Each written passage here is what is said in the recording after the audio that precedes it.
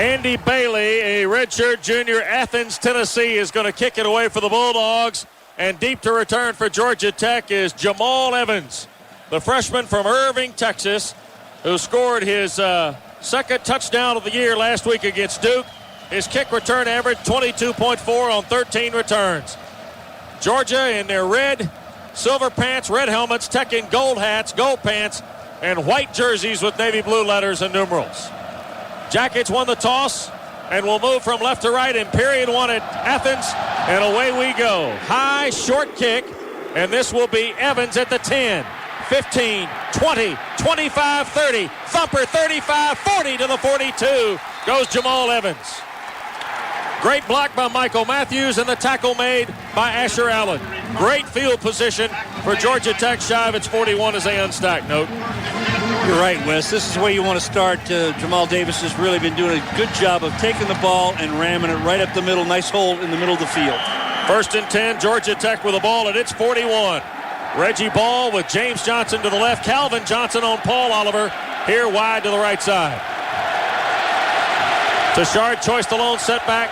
2 tight ends. 1st down. Play action by Ball. He's going to throw on the first play. Calvin is deep. Coming over the top is Battle. Johnson batted in the air and incomplete. He went with Trey Battle toe for toe. Georgia held safety deep, and Tech took a big shot early. So it'll be 2nd down and 10. Rick, no real surprise how Georgia defended that. Well, they did. They put Battle over top. Reggie threw it a long way. Calvin went out to get it. It's almost a ball when you've got a safety back so far deep, you'd like to see him underthrow and just give Calvin a chance to go up vertically and get it. But, you know, I like the aggressiveness of Tech taking a shot early. 2nd down and 10, Ball at the 41. Ball will go to a shotgun set on the far hash mark. Snap to Reggie. He'll move the pocket here to the right. Set, throw. That's Dunlap making a catch at the 45. Makes a move up to the 48. And he got pushed back on the play by Tony Taylor, the weak side linebacker, redshirt senior from Watkinsville. It'll be a gain of 7 and lead Georgia Tech with 3rd and 3 to a 3rd down. Reggie Ball to Chris Dunlap from Miramar, Florida, making his 8th catch of the year. It's a good pickup, though. Dunlap matched up on Danny Verdun Wheeler, the linebacker. He's no match for Dunlap on the inside cut. Nice job. Georgia, their last 4 opponents are combined 11 of 47. Jeff, for 23% on 3rd down. Auburn was 0 for 7 2 weeks ago. Ball up under the line of scrimmage. He'll change the play. Play clock at 5, 4, 3. Snap from Tuminello. Give us the choice. Tashard into a gap. Second effort will get him to the 49. And that's where Georgia makes the stop with Charles Johnson and also Dale Dixon, the redshirt senior who starts today from Garland, Texas. It'll leave Choice 2 shy of the 1st down. And Georgia will get the football back. And the deep, dangerous Mikey Henderson. A little soft on the offensive line at time. Left guard, especially Matt Rhodes, working against Dale Dixon. He has got to push him off the ball, not be pushed off. Mikey Henderson deep to return. A housing major from Buford. Durant Brooks waits on the snap from Brett White and gets it away, and it's a beauty. Chasing Henderson, who will signal for a fair catch and do so inside the 10 at the 9-yard line. Great punt, 43 yards, a high hanging punt. And Georgia and freshman Matthew Stafford will start from inside its 10.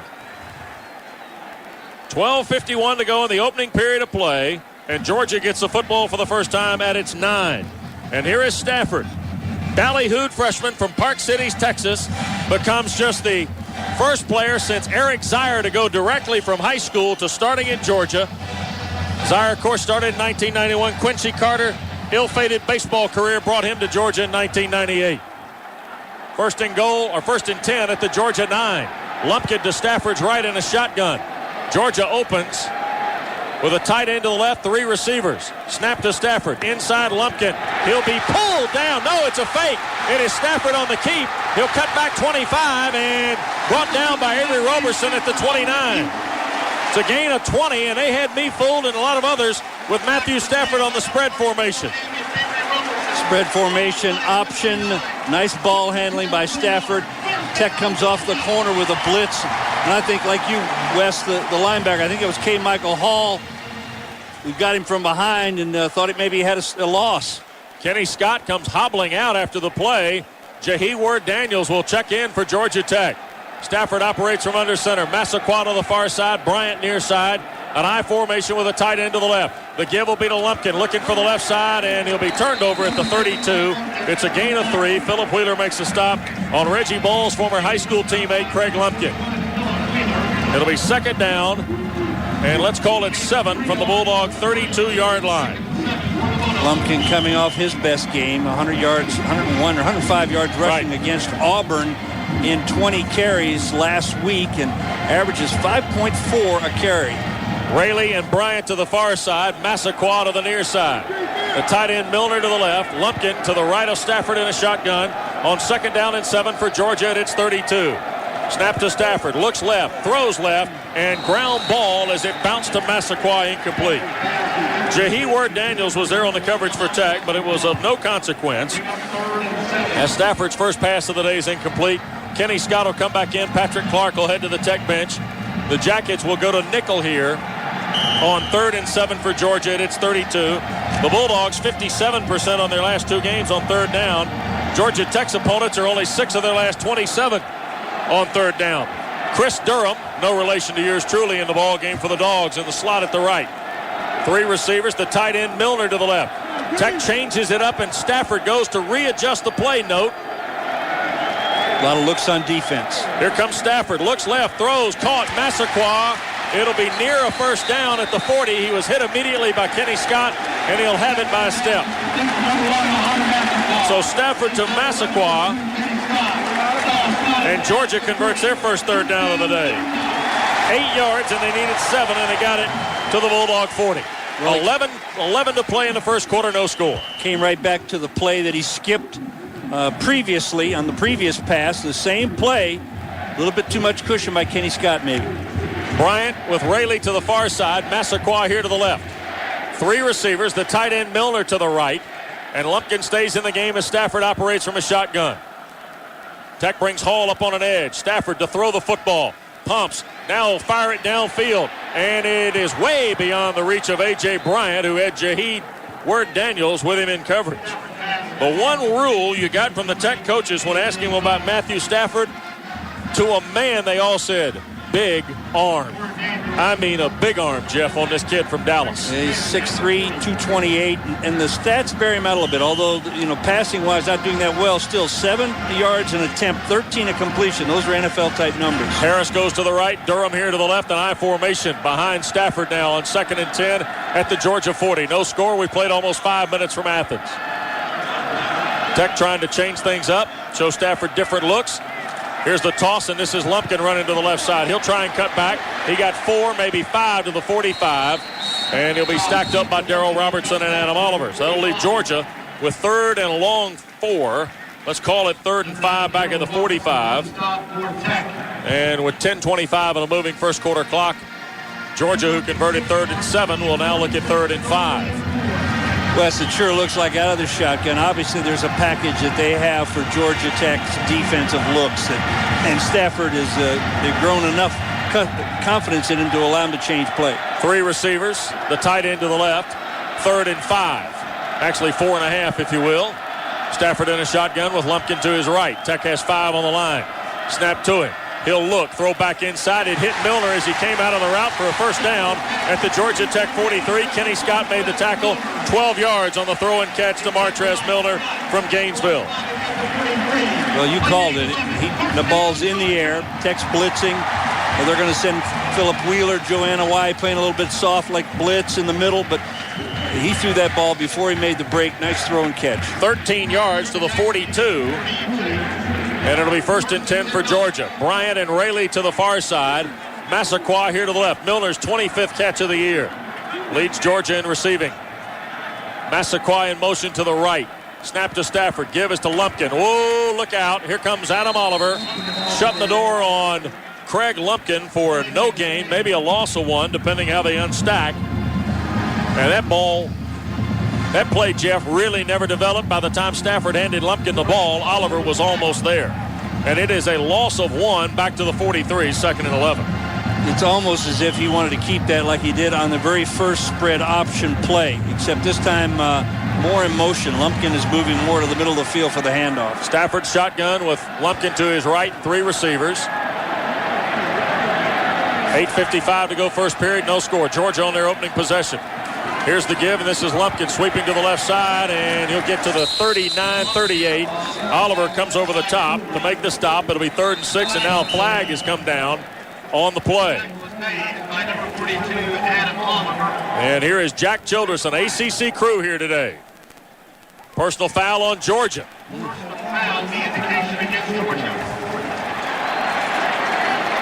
Mark Rick. And don't you know, and I'm not trying to stir anything up, all I'm going to tell you is he's a 1982 graduate of the University of Miami.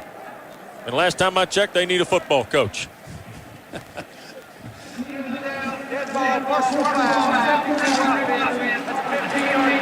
dead ball. That is on Fernando Velasco. It'll still be 3rd down, but it'll be 3rd and a big one now. That's gigantic right there. Yes, it is. Is that 3rd and 20 plus versus 3rd and about 4? Yep. Huh. Yep. Well, it's going to be 3rd and 6. He got 5 to the 38. Now the ball back at the Georgia 47.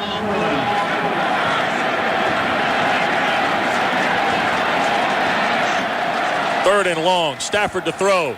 Dumps it inside. Here's Massaquoi against Philip Wheeler. Cut back, touched his knee, kept his balance to the 38, and they're going to mark him down back at the 42-43 of Georgia Tech. Avery Roberson made the stop on 3rd and 25. Nice job by Stafford and Mark Rick to open up the field for Massaquoi. But it'll be well short of the 1st down, and here's Ely Kelso. So Georgia, boy, the penalty really rocks them, doesn't it, Note? Oh, it'll hurt you every time, especially that dead ball. I mean, I don't know what he did. I didn't see it. I thought originally it was holding. Andrew Smith will punt the foot or beat deep to retrieve the return to kick of Ely Kelso, who's averaging right at 41.5 with a net of 38.2. And he'll try and hang this one high. Smith will move under it and make the catch at the 16-yard line. That'll bring us to a timeout in Athens. 7:24, fast and furious. Quick moving clock in this first period. No score with Tech and Georgia, and our coverage continues after back with Jeff Van Oden, Rick Strom, West Durham at Athens at Sanford Stadium. No score. Georgia ran, operated plays from their own 9 all the way down and got as far as the Tech 43 before the penalty against Velasco backed them up. And then off their own 47, Stafford went to Massaquoi, but still left Georgia with plenty on 4th down. And Ely Kelso punted, and Andrew Smith called for the fair catch at the 11-yard line. So that'll bring the Jackets back out to start. Tech started from their own 41, went 3 and out. They took a deep shot on the very first play to Calvin Johnson. All that aside now, here comes Reggie Ball back out. They ran it once with Tashard Choice. And we got 7:24 to play in this first period. And no score yet here in Athens. Rick, anything interesting on the opening set? Well, you know, it was interesting to see Matthew Stafford run on the first play. He had some success doing it against Auburn, and it looked like the whole Georgia Tech front 7 went after the fake to Lumpkin. So I watched from behind the defense, and when they ran the play to Lumpkin again, you had Jamal Lewis going right after Stafford in case they tried to do it again. 1st and 10 for Georgia Tech. Ball will be spotted at the 16-yard line. 7:24 to play first period. No score. James Johnson, Calvin Johnson, Chris Dunlap in the set. Calvin will be in a slot to the left. Ball will work from a shotgun with Choice to his left. Georgia with 4 on the line, 6 in the box. He'll fake the handoff, and here goes Reggie. Got a block to the corner. Ball will circle and step out of bounds near the 20. It'll be a gain of 4. Mike Cox helped him to the edge where Paul Oliver pushed him out. So it'll be 2nd down and 6. And it'll bring up 2nd down with 7:08 to play here in the first period. We've been running this play a couple of times. Reggie hadn't been able to run very well, but this is a little bit of a counter versus a strong side running behind your right side, which is usually the strength of your running block. Calvin will go to the strong side at the left. James Johnson here to the right on 2nd and 6. Ball from under center. Give us to Tashard Choice. He'll scoot here to the near side 25 and have the 1st down at the 27-yard line. Great block with T-Rex. Kevin Tuminello out in front, and that'll be just enough for Tashard Choice. Is Jarvis Jackson, who played for Rodney Cofield at Washington High School makes the tackle for the Bulldogs. Came off the ball nice that time. Just a straight ahead running play. Mansfield Rado, good job on number 43. The outside linebacker, Tony Taylor, cuts him off. Yep. Now they put 3 receivers, Greg Smith, Chris Dunlap, Calvin Johnson to the left, James Johnson here to the right. Ball will go to a shotgun with Choice to his right. Here's Reggie handing inside. This is Choice, and he slipped and falls at the 29, although Charles Johnson, the big 270-pound junior from Hawkinsville, pulled him down after just 2. It'll be 2nd and 8. Boy, I like the formation there, Note. They're going to make you make some decisions if you're the opposing defense, aren't they? Yeah, they're going to spread you out a little bit, but still want to run at you. Georgia is only given up 3.3 a carry on 111 yards, but Kentucky ran for 150. Mississippi State ran for 156. Colorado 173 on this defense. Tech ran for 172 last year in Atlanta. Here's Ball looking on 2nd and 7. Reggie to his left. He'll fire and overshoot Dunlap, incomplete. Coming over the top in coverage was Asher Allen, the freshman from Tucker. It'll be 3rd down and 8 now for Georgia Tech. Ball at the 29 of the Jackets with 5:48 to play. First period and no score here at Sanford Stadium in Athens. 9-2 Georgia Tech meeting 7-4 Georgia. The Jackets number 15 in the country.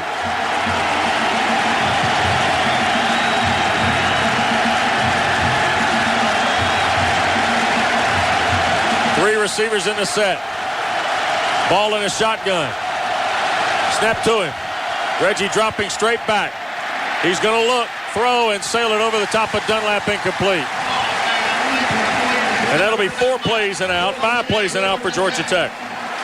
The Jackets are 0 for 2 on 3rd down. I got a feeling he just threw that away. That's just a 4-man rush, 7 dropping zones, nothing there in the mid zone or deep. And if anything, something short, he just threw it away. Durant Brooks to punt. Mikey Henderson stands at the 26.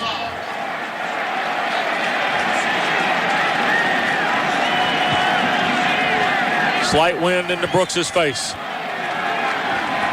Snap from White. Georgia sets for the return, and Brooks hammers it. Henderson backs up, and will play at the 20. Henderson looking for help. And there's a flag down as Michael Matthews makes the tackle with help from Robert Hall. And I think we're going to have a block in the back on Georgia. Super punt by Brooks, 49 yards. Return of 7 by Henderson. And I'm almost positive this is a block in the back on Georgia. I'm right there with you, Wes. It could have been Prince Miller. It looked like maybe pushing Tony Clark. Very fine special team player for Georgia Tech. Yep. 5:28 to play, first period. It is a block in the back, the preliminary indicator from Jack Childers. Good opportunity to remind you, Dodge, a proud sponsor of Georgia Tech football. Block in the back, number 30 of the offensive team, 10-yard penalty, first down. Georgia penalty is against Keelan Johnson, the free safety from Daytona Beach. Played high school football with Georgia Tech's Jonathan Garner at Mainland. Tech football also brought to you by Barnes & Noble and the Georgia Lottery. And we get a timeout on the field. No score, 5:28 to play in Athens with Jeff Addo, Rick Strom. It's West Durham, no score yet between Tech and Georgia with 5:28 to go, period 1. And note I got the field glasses on and looking across the way. Reggie Ball has been spending time with the headsets on, and I'm sure he's talking to Patrick Nix, the offensive coordinator of the Jackets, who's upstairs down to our right, about where they're going offensively. As we well know, and we've talked about it a couple times, the Jackets will script about the first 10 to 15 plays of any ball game and look at a variety of formations and try and figure out how Georgia's going to play things. Well, Tech's run about a variation of 4 or 5 different formations. We saw the big 4 wide one time. We've seen the 2 tight formation. We've seen the spread set one time. We've seen Reggie carry the ball one time. So they probably got a handle now on what Georgia's bringing defensively. Well, I think you're right, Wes. You have to establish a little bit of something, and Georgia has yet to do that. Tashard Choice hasn't been there. The run has been by Ball on that 4-yard pickup on first down. First and 10 for the Dogs at their 17. No score with 5:17 to play. Stafford works from under center. Brings Rayleigh in motion, the senior from Charlotte. The give will be to Lumpkin, and whoa! Philip Wheeler popped him a good one at the 18. It'll be a gain of 1.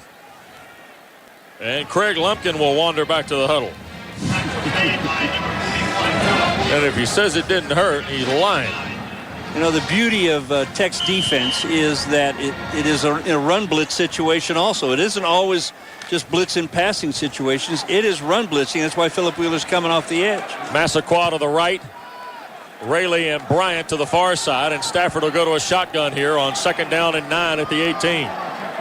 Snap to the youngster. He'll look to the right. Throw it out in the flat. That is caught. Mario Rayleigh. He dropped it. Oh, he had it, turned, and flat dropped it.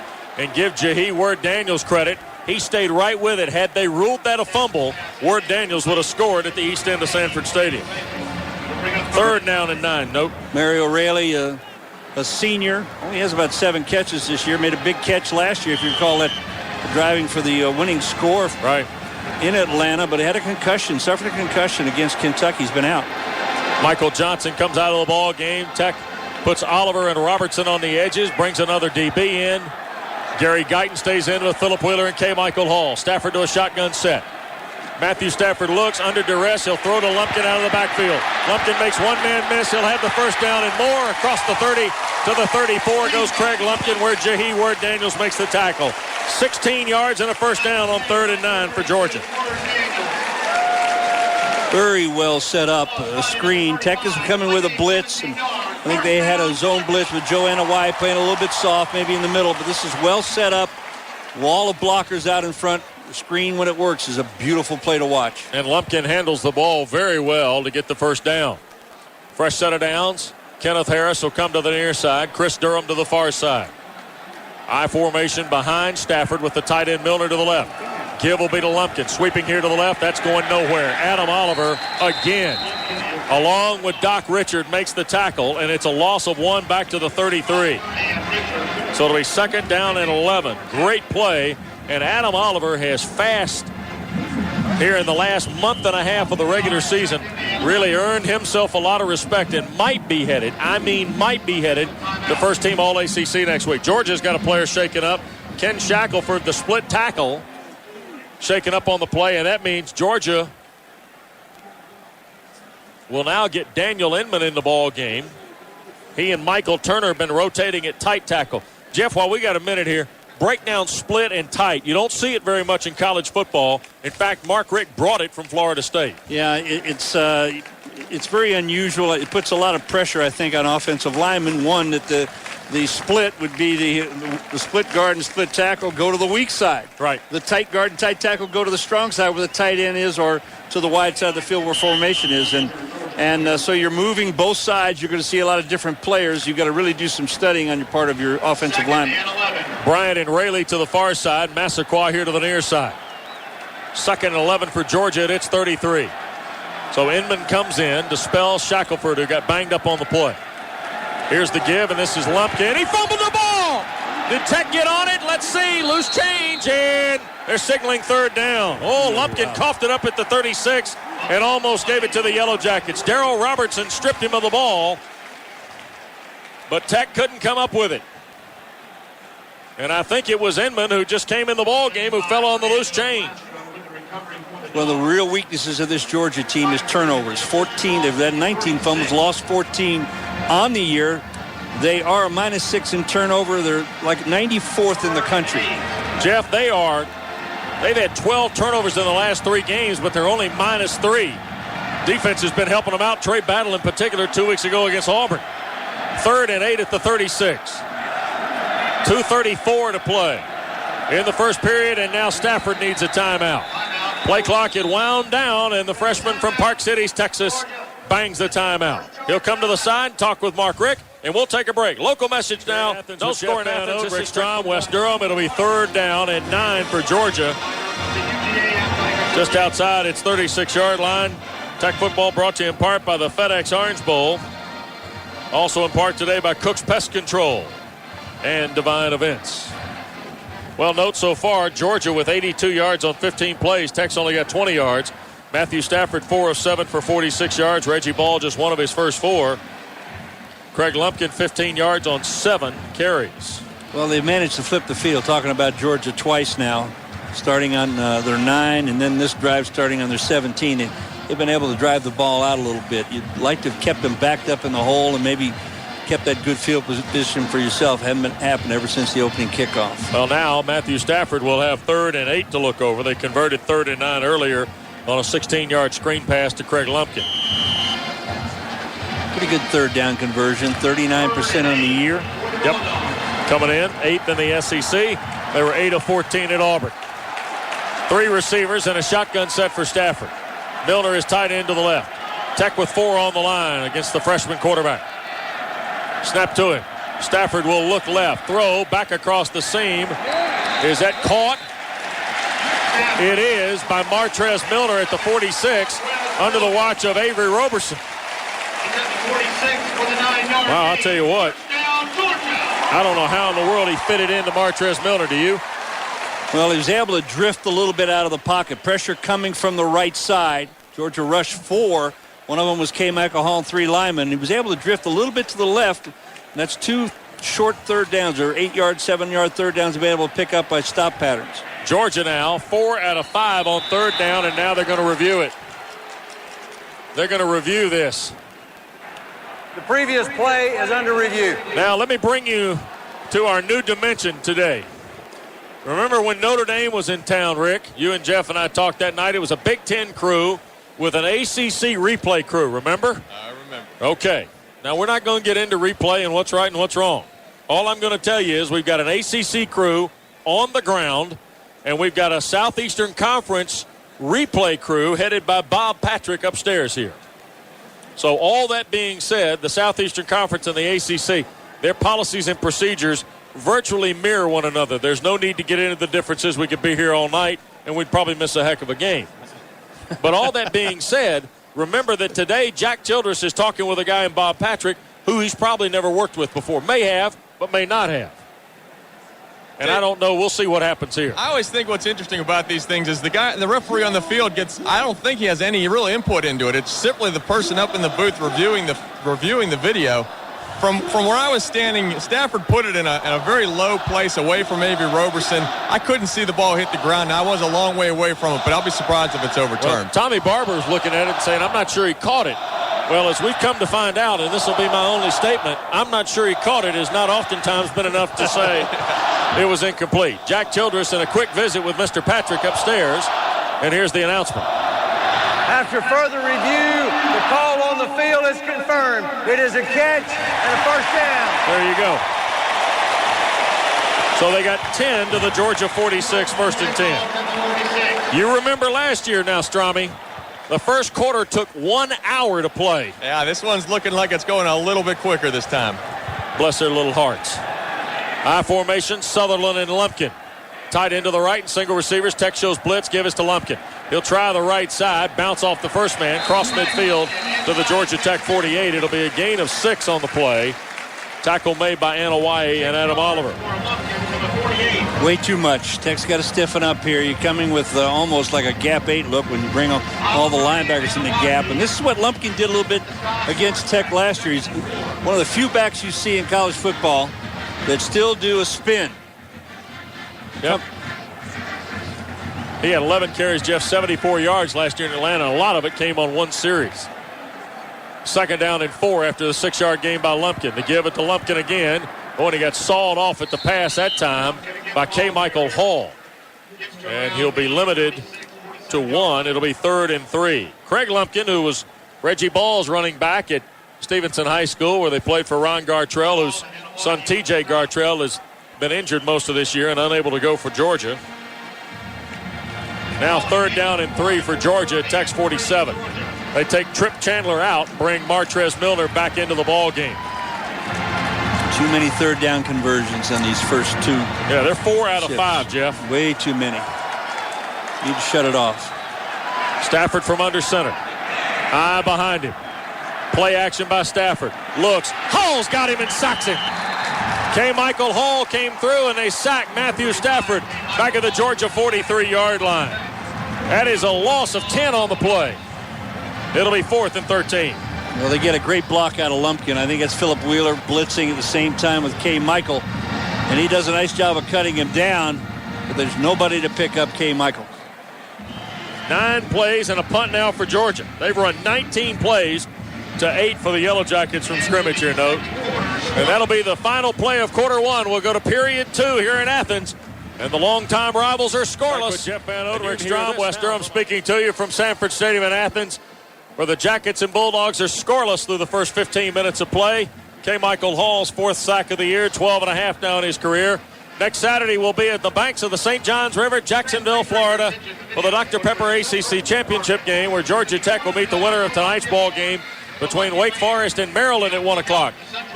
And, Rick, I want you to join me now, because in June, Jeff Van Note committed to be Kentucky's Southeastern Conference legend. That's a heck of an honor, wouldn't you agree? And rightly so. And rightly so. I'll tell you what, their politicians haven't been honored as much as you have this year. Well, around the Van Note household, we're calling it the Year of the Note. Year of the Note, that's right. But we're basking in this. Believe me, I was second team All-SEC as a sophomore. Second team? Second team as a sophomore, and then honorable mention twice. So, well, I don't know how I got this award. They're digging deep up there. That just means that when Strom's time rolls around, he'll be an ACC legend. I may have to be 90 years old by that time. Well, and by the way, so Jeff will not be able to be with us next Saturday. He will rejoin us for Tech's postseason game. That being said, because of his admirable work at Blacksburg, Dorsey Levens is coming back. And when you agree, note, if you win on the road at Blacksburg, you got to come back. Well, you got to go with all the good luck you want. That's right. And that was a huge victory. That's the biggest game of the year. I mean, a road game like that. Right. And I missed that. And I'm sorry I've committed to you all this year, and I'm failing you for a couple of games. That's all right. But the university is called. I understand. And based on their 4th and down conversions today against Tennessee, they may need you. They must put a pretty valiant effort up. Tennessee, that's right, against their defense should have been a real mismatch. First punt of the day for Ely Kelso traveled 27 yards. The senior from Athens and Clark Central, redshirt seniors back there to kick it away again, and Andrew Smith stands outside the 17 for Georgia Tech. No scores. We go to quarter 2 here in Athens. On the first play of the quarter, we'll have Georgia's punt. Boy, lots of consternation and going on. 10 on the play clock. Stephen White, a backup fullback's the safety guy. And there's a poor punt by Ely Kelso. It's going to hit and go 90 degrees out of bounds at the 35. Not a very good punt at all by the senior from Athens. That'll give Georgia Tech the ball with 14:53 to play. In pretty good shape at its 34. Timeout on the field. We'll continue with more Tech in Georgia after this local message. This is Georgia Tech. Tech will start from its 34. The game is scoreless. Choice to his left, 3 receivers. Reggie on a straight drop. Now he'll reverse it back to his left. Ball is going to set, and he'll be sacked. Back at the 25-yard line, Brian Evans along with Ray Gant come through to make the play for Georgia. 9-yard loss. It'll be 2nd and 19 back at the 25. Well, a little semi-roll away from Reggie. Not just a drop back. It's a planned play with Mike Cox out front blocking, but he's looking for Calvin in the middle of the field. Well covered. Both linebackers, Taylor and Jarvis Jackson, and both safeties, Battle and Johnson, just surrounding Calvin Johnson. James Johnson will go wide to the right. Calvin Johnson in a slot with Brandon Miller, the linebacker, out there to cover him. Snap the ball on 2nd and 19. Reggie sets, throws wide. Calvin at the right side. He'll make the catch. Stiff arm there and forward up to the 35. Out of bounds he goes. Johnson gets back 10. It'll be 3rd and 9 for Georgia Tech. Pushed out of bounds by Oliver, the young man who played at Harrison High for Bruce Cobley. So Calvin catches it for the first time today. 10 yards. It'll be 3rd and 9 at the Tech 35-yard line. Pick this up, and the dramatics of this change a little bit, don't they know? They're huge right now. Tech hadn't converted a third. 3 receivers in the set. Snap to Reggie Ball. Looks downfield. Caught! No! James Johnson dropped it with Trey Battle coming over. And momentarily, James Johnson had it. Battle made the hit, but long after James Johnson couldn't hang on. Yeah, this ball definitely should have been caught. It's a well-thrown ball.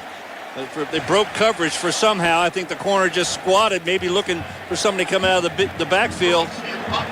And this ball definitely should be caught. Slow start for the Jackets on offense today. 3 downs and out in 2 of their first 3 possessions. Mikey Henderson to return Durant Brooks' punt. 2 of them for a 46.5-yard average. Georgia really has spread guys out now against Tech's punt return or punt cover unit. They only rush while they're setting for the return, and Brooks hammers it down the far side. Henderson at the 14. Coming here to the near side. Michael Johnson's got him. Whoa! Big stretch at 6'7". Puts a lock on Mikey Henderson back at the 15-yard line. Timeout on the field. It's a 51-yard punt and a 1-yard return by Buford's Mikey Henderson. Timeout, more coverage from Athens. No score yet with the Jackets and Dogs. 13-27 to go first. Now that Tech got a little momentum, just a little bit, on the 51-yard punt by Brooks and the great open field special teams play by Michael Johnson. Note. That was a wonderful tackle. They're trying to block him with Kellen Johnson, the safety. Yep. And a big mismatch there. Michael's been doing that all year long on special teams. So now Georgia will have the ball just inside its own 14-yard line with 13:27 to play first half and no score yet between the two longtime rivals. Georgia Tech, Rick, has kind of been handcuffed offensively. It's almost like the defense might need to jumpstart this thing here. Well, you sure would love to see a big play, a fumbled interception. I tell you on offense, though, the play that they threw to Calvin on the sideline, that was the play that they had hit Chris Dunlap with earlier in the game. There is mileage to be made in that, and it's just unusual to see James Johnson drop that pass. So if you're Tech, you're saying, hey, we're finding some soft spots. We just got to capitalize whenever the plays are there. Georgia's going to change gears here in this particular possession. Danny Ware has come in. The young man, the junior from Rockmart, behind Brandon Sutherland.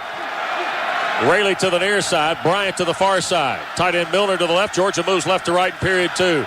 Now Stafford will check a play here at the line, puts his hands to the side of his helmet. And he fumbled the snap. And who got on it? Uh-oh. Hold the phone. Darrell Richards says Georgia Tech's got it. Georgia says they've got it. Hold on just a second. Have the Jackets got it? Kenny Scott pulling guys out of there. Tech's got it. Joe Anawai has come up with the football. Boy, the exchange from Nick Jones to Matthew Stafford, note, was not very crisp at all. Well, as I said many times, 95% of the time they blame it on the center. I think this is on Stafford. He steps back, either changes the play or maybe fakes like he's changing the play, and then not the concentration. Nick Jones has been, this is his third consecutive year as a starting center. Very fine player. Anawai recovers. Tech takes over in Georgia territory at the 13. Can you say jump ball? 1st and 10. Calvin Johnson in a slot. Reggie Ball to the right. Reggie looks. He'll throw for Calvin. Over the top. Incomplete. Keelan Johnson in coverage for Georgia. So they didn't go jump ball. They went hot route inside. Rick, is Georgia's zone down here? Well, they were zoned that time. And I think Reggie just threw it a little bit early. If he gives Calvin a little bit of time, maybe he can react to it a little quicker.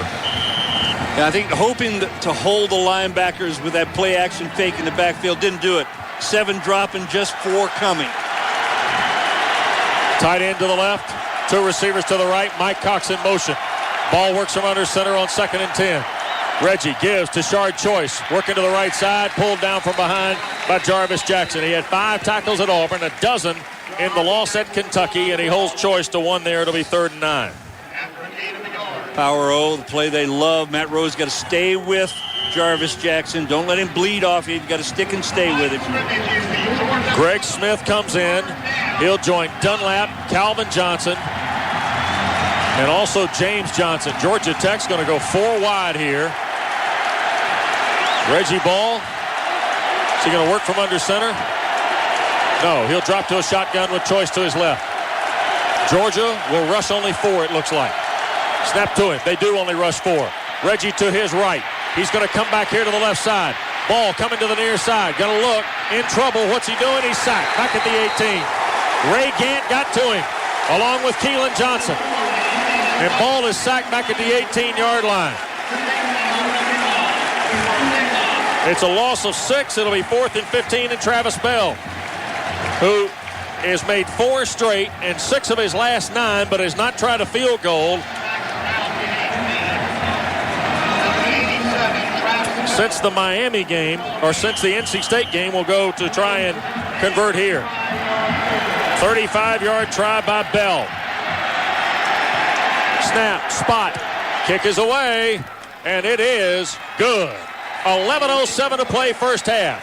Georgia Tech has scored first here in Athens on a 35-yard field goal by Travis Bell. It's the Jackets 3 and the Bulldogs nothing. Now this local break lost 5 yards on the drive, 4 plays in a minute 46. Travis Bell kicks his 9th field goal of the year in 14 attempts. It's a 35-yarder, and it gives the Jackets a 3-0 lead here in Athens with 11:05 to play in the first period. With Jeff Van Oat and Rick Strom, West Durham, I say first period. First half of play, we had a scoreless opening 15 minutes. Tech's defense doing well. The holding drives, came up with a big sack to force a punt, comes up with a fumble. They had another fumble. I think they recovered. Tech's offense has got to come alive a little bit, though. Yep, they're struggling, Note. In fact, they have only got 16 yards on 14 plays. Georgia's got 88 yards on their first 20 plays of scrimmage. But Matthew Stafford and the Bulldogs just had their 15th fumble of the year. They got 30 total turnovers now in the season. You needed more than just that 3 right there. I mean, it was just, you just had to have something, maybe a little bit more. I'll take the 3. I mean, you never want to turn down any points, but something to get this offense going. You thought with that field position it would, but they're not running the ball well, and they're not throwing the ball well. I'm not sure that Shackelford has come back yet. In fact, I see him here on the near side without his helmet. So that leads me to believe that Ken Shackelford, the senior from Villa Rica's afternoon might be over. The starting split tackle for Georgia, making his 12th straight start. Daniel Inman, fortunately for Mark Rick and Neil Callaway, the offensive coordinator and line coach, they get Michael Turner back, a redshirt senior who played with Mansfield Rado at Brookwood High School. Travis Bell's going to kick this away, not Muhammad Yahiaoui. You're right, Wes. They're a little thin on the line. Michael Turner's been bothered by an ankle. Seth Watts has been hurt. Yep. Ian Smith, a little bit thin there. They can ill afford to lose anybody else. So Bell, not Yahiaoui to kick it away. Asher Allen, the freshman from Tucker, is deep, averaging 23.4. High, short kick to the far side, and it will be fielded by Prince Miller. Miller tried to turn it around, and Tony Clark from Garden City grabbed him by the nape of the collar and slung him to the turf at the 26. So Miller couldn't get much going at all, and it'll be 1st and 10 for Georgia there. Boy, Tony Clark has been lethal on special teams. He and Michael Johnson really, really strong. Timeout on the field, 10:56 to go first half. 3-0 Georgia Tech. We'll continue after you hear this local message. Stay tuned. Our locker room coverage will feature the Internet Security Systems Player of the Game, brought to you by our friends at Internet Security Systems, and our Cook's Pest Control Game Summary, brought to you by the folks at Cook's Pest Control and Centricom.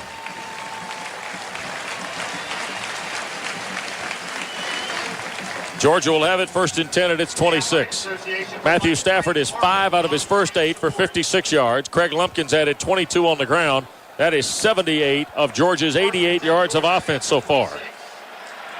1st and 10 for the Dogs. Danny Ware in at the running back spot to spell Lumpkin. Play action by Stafford. Being chased by Darrell Richard. Hit comes Anawai. Stafford got away from that. Now he'll loop it ahead and throw it in the bench area, incomplete. I give Stafford credit. Did he get out of bounds? Did he step out of bounds before he threw it out of bounds?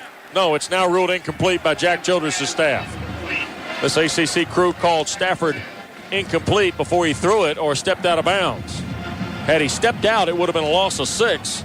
And 2nd and 16, it's now just 2nd and 10 at the 26. A little confusion in Georgia's line as Darrell Richard goes free right past Valesco. Yep. Massaquoi will go to the left. Rayleigh and Bryant here to the near side. Ware to the right of Stafford in a shotgun set on 2nd and 10. Snap to him. Freshman looks left, throws inside. Broken up Kenny Scott on a pass intended for Massaquoi. Now all of a sudden, you can sense the guys in the gold hats, Note, are starting to figure out the young freshman and his mode of operation, right? Well, I think defensively, yeah, Tech is doing a better job of coverage, a little tighter with their coverage. Kenny Scott, that's his. He has 9 pass breakups on the year. You'd think DJ Jones, people have been throwing at DJ or Jaheed Ward-Daniels, excuse me, but Kenny's got 9 pass breakups, doing a fine job knocking the ball away. Big 3rd down here for both schools, 3rd and 10. Here's Stafford retreating. Got a lot of protection up front, now being pressured. He'll throw for the near side. Was it caught in bounds? It was at the 49, a sliding catch by Kenneth Harris from Cherryville, North Carolina. That's a fine throw, and Stafford really shows his arm there. That is 25 yards and a first down. Oh, I don't know. Take a look at this one. Yeah, I think they may have a look. They're really hurrying. They haven't got the thing set. Stafford trying to get the play snapped, and they'll get it snapped. So the play will stand, and here is Ware breaking free to the 35. Well, Georgia got the beneficiary there of not a very quick review, and therefore Tech gives up a 14-yard run to Danny Ware to the 35, and the Bulldogs with momentum now. Tech not ready defensively. I'm not sure if they thought maybe that they would do something too. Maybe didn't get the defensive call in, and maybe they thought it was going to be reviewed, but not ready. Big hole. Fifth play of the game for the Dogs now. Fifth play of the drive, I should say, from the Tech 35. Three receivers. Ware the setback, the tight end to the right, and Stafford works from under center. He'll bring Massaquoi in motion to the left. And will hand to Ware. Here's the cutback with Danny Ware, and he'll be brought down at the 31 by Vance Walker, the sophomore from Rock Hill, South Carolina. Second down and 6 there. So Danny Ware coming in with 261 yards on 64 carries and 3 touchdowns, averaging just 26 yards a ball game for Mark Richt's club.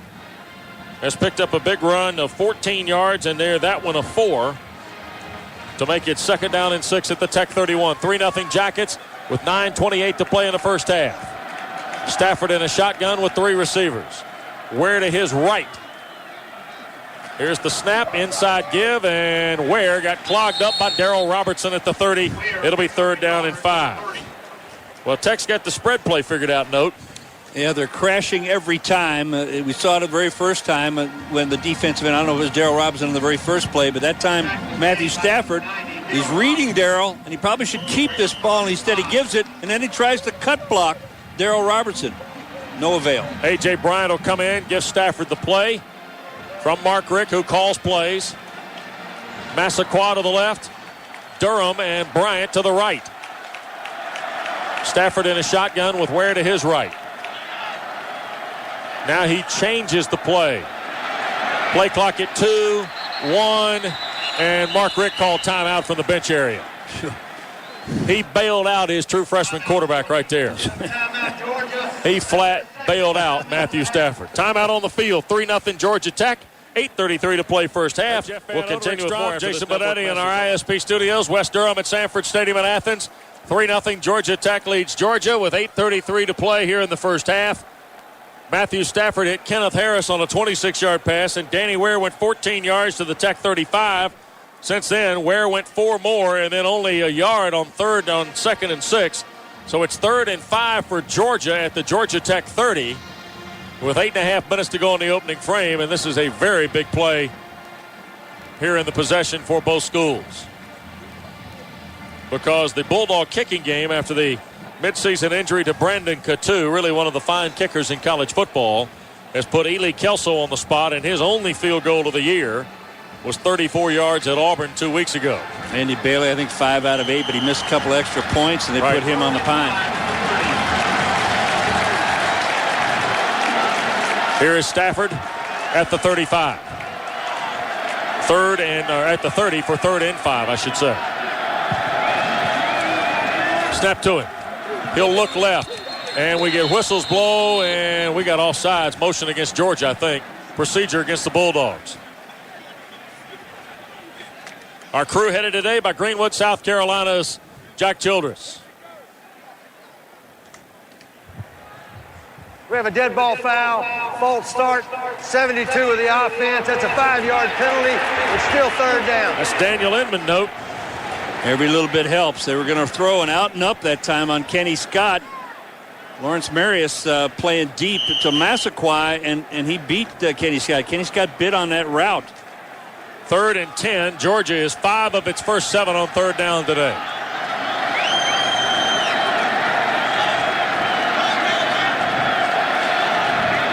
Stafford again. with 3 receivers in the set, and Ware to his right. Here's Stafford looking left. He's going to throw from Massaquoi. Kenny Scott's there, and it's overshot incomplete. And that'll make it 4th and 10. I wouldn't be surprised if Mark Richt went for this. Well, Tech came with a blitz that time. They brought Ware all the way across the backfield to try to pick up K. Michael Hall. Not real sound blocking, but this is not a real good one-on-one blocking team. They still have only given up 13 sacks. I think that's more to the credit to their quarterbacks who have get rid of the ball. They're going to punt this.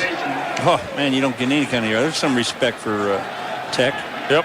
Andrew Smith's going to stand at the 10. Ely Kelso is going to try and bang this out in one of the corners. And he hangs it high, and Andrew Smith will let it hit, and it checked back into the hands of Milner at the 11. Hit at the 10, backed up to the 11, so the punt is only 24 yards by Ely Kelso. That'll kill your average. And with 8:16 to play, the Jackets will have it 1st and 10 at their 11. Now, Reggie Ball, who has really struggled. He is just 2 of his first 7. Wes, they're searching for something to do on offense, something that'll give them a little lift, and they just haven't got it from passing nor running. Georgia went 7 plays and punted. Here's Ball from under center. Give is to Tashard Choice out across the 15 to about the 18. Gain of 7 by Choice. It'll be 2nd and 3. Rick, are they chanting at Reggie Ball here in Athens? They're giving it the Reggie. And, you know, Reggie's the kind of guy, he tends to be a little bit streaky. So right now he's struggling a little bit. I would expect that little Reggie thing to get him going. Yep. Well, the key here is you can't get it in your head too much, can you, Note? No, you got to keep in mind and focus on what you're doing. That was the best play they've run today, right up the middle. Here's a shotgun set on 2nd down and 3 at the 18. Inside give is to Choice. Tashard found a gap and got to the 20. He'll be a yard shy of the 1st down. Picked up 2 the hard way. Jarvis Jackson made the stop. Jackson coming in, 63 total tackles. Georgia's tackle leader this year is Tony Taylor with 81 coming into the ball game. 3rd and 1 at the 20. The Jackets are 0 of 4 on 3rd down today. 6:55 to go before halftime. 3-0 Georgia Tech. Ball from under center. He's just going to sneak for it and will push the stack to the 22 and have it. Well, that's a nice way to do it. Rely on your center is what I always say, Rick.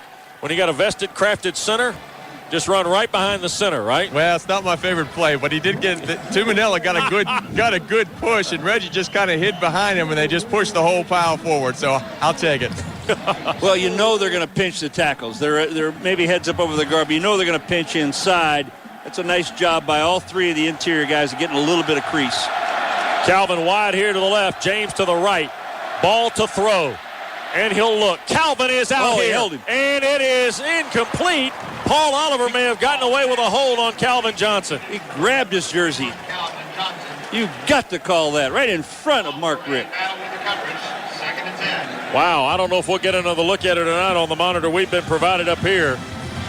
But if Paul Oliver... Oh, he locked him up, Jeff. You've got to call that. He had him beat out and up pattern. It's a little bit overthrown because of the grab. That would have been a catch. 6:21 to play first half. 3-0 Georgia Tech. James Johnson to the far side. Here to the near side. 2 receivers, including Dunlap. The give us to Tashard Choice. Looking for room. Has it. 30. Choice needs a block. Got it. And will dive across the 40 to the 41. Oliver made the tackle.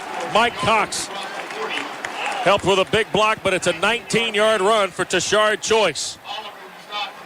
And it'll be 1st and 10 out at the Georgia Tech 41 with 6:10 to play in this first half, and the Jackets leading 3-0. Well, using Mike Cox like an H-back. This is a great job. This is a tough play to time up as he comes back to the middle, gets a great block on Tony Taylor, and opens it up in the middle. Nice job of the O-line. Choice now, 38 yards on 7 carries.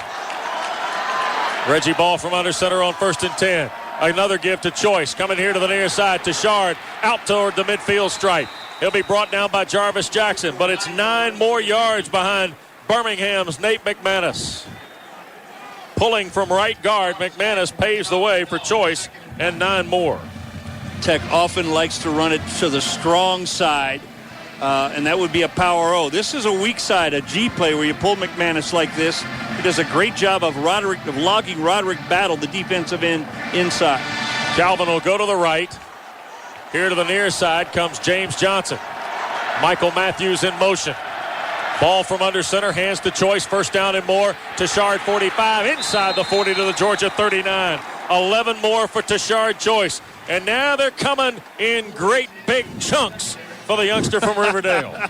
That's a tremendous block that time by Kevin Tumanillo, the center. On their middle linebacker, their number 2 tackler, Jarvis Jackson. He really opens up the hole. Good block also by Michael Matthews as an H-back. Last 3 carries, 39 yards for Tashard Choice. And Georgia Tech's got it first and 10 at the Bulldog 39 with 4:50 to play. Here in the first half, the Jackets 3 and the Dogs nothing. Ball from under center on a straight drop. Reggie's going to look. He's going to throw. James Johnson's out there, and it's incomplete. Brian Evans coming around on coverage. The field judge, Dr. Jerry McGee, the president of Wingate University in Monroe, North Carolina, doesn't throw the flag. Golly! He grabbed him. He grabbed him right about the 1. It'll be second down and 10. Oh, he pulled his right shoulder. Holy mackerel. Yep. Oh, the crowd here, as they see it on the big video board in the West End, the partisan, the Tech fans are really unhappy. Second down and 10 at the 39. Here's the inside. Ball's going to keep it coming to the left side and may lose a yard back to the 40. Georgia stayed home with Tony Taylor making the stop. He had some help from Jarvis Jackson. It'll be third down and 11 now at the Bulldog 40. Clock moving toward inside 4.5 minutes, 4:20 to play in this first half. 3-0 Georgia Tech. That's twice they've gone for the shot, though, on this drive, the long ball. Twice Georgia secondary looks like it could have been called for holding. Got away with it. Let's see if Tech can get something across the middle, maybe. Ball in a shotgun, third and 11. Snap to Reggie. Drops back. Here comes the blitz. Ball to his right. Throws. And it is off the hands of Calvin Johnson. Incomplete. And it was Paul Oliver in coverage for Georgia. And it'll be fourth down and 10. Tech is 1 of 6 on third down. Just a nice job by Reggie throwing on the run. The Tech lineman going for the cut blocks. Not very effective as Georgia steps over him. And we've seen Reggie go up and get this. He's just unable to bring this one down. Wow. Durant Brooks now will try and knock one out inside the 10. Georgian punt safe all the way. Yep. They kept their regular defense on the field for the most part, didn't they? Snap to Durant Brooks. He'll hang it high, and it's too far. It'll be in the end zone. Out of the back of the end zone. It'll be a net of only 20 on the punt. And Georgia will get it back. 3, 6, 9, 10 plays in the drive for Tech, and then they punt after taking over at their own 11. So now with 3:43 to go in the first half, Georgia will have it first and 10 at its 20. Tech did get some rhythm offensively there, Jeff. A lot of it behind Tashard Choice, who's got 9 carries for 58 yards now in the ball game. Yeah, they did a nice job of running the football. Tashard Choice certainly picking it up. Good play calling by Patrick Nix. They went right at that Georgia D. Lumpkin has come back in at the tailback spot and an eye behind Sutherland. 2 receivers. First down give will be to Craig Lumpkin, and he is flipped over behind the line of scrimmage at the 19 by Jamal Lewis. The junior who played at Jonesboro High School for Larry Mortensen makes the stop out of his strong safety spot. It'll be second down and 11 for Georgia back at its 19 after the loss. Tech's really settled down now and started to play the run very, very well. Yep, Georgia has only got, well, they got 50 yards on 16 carries, Jeff, but a lot of that, really, they've only had one big run since the opening drive, right? Yes. There's a 20-yard run by Stafford, too. Yep. Here's Rayleigh in motion on second 11. Play action by Stafford. He'll fire to the far side. That is caught by Rayleigh. He'll make a move and got blown out of bounds at the 32-yard line by Michael Johnson and K. Michael Hall, but it'll be a gain of 13 and a first down to Charlotte senior Mario Rayleigh. Wes, that's a zone blitz. Somebody's blowing coverage here. I know Michael Johnson's not out in the flat near enough nor is K. Michael Hall on that side. So a little bit of a blown coverage, and Georgia took advantage of it. Raley with the catch. That's his first of the game for 13 yards. In motion comes Raley again from right to left. First down give will be to Lumpkin. Shoots through the first gap out to about the 38 before he's tripped up by Anna Wyatt. It'll be second down and 4 there.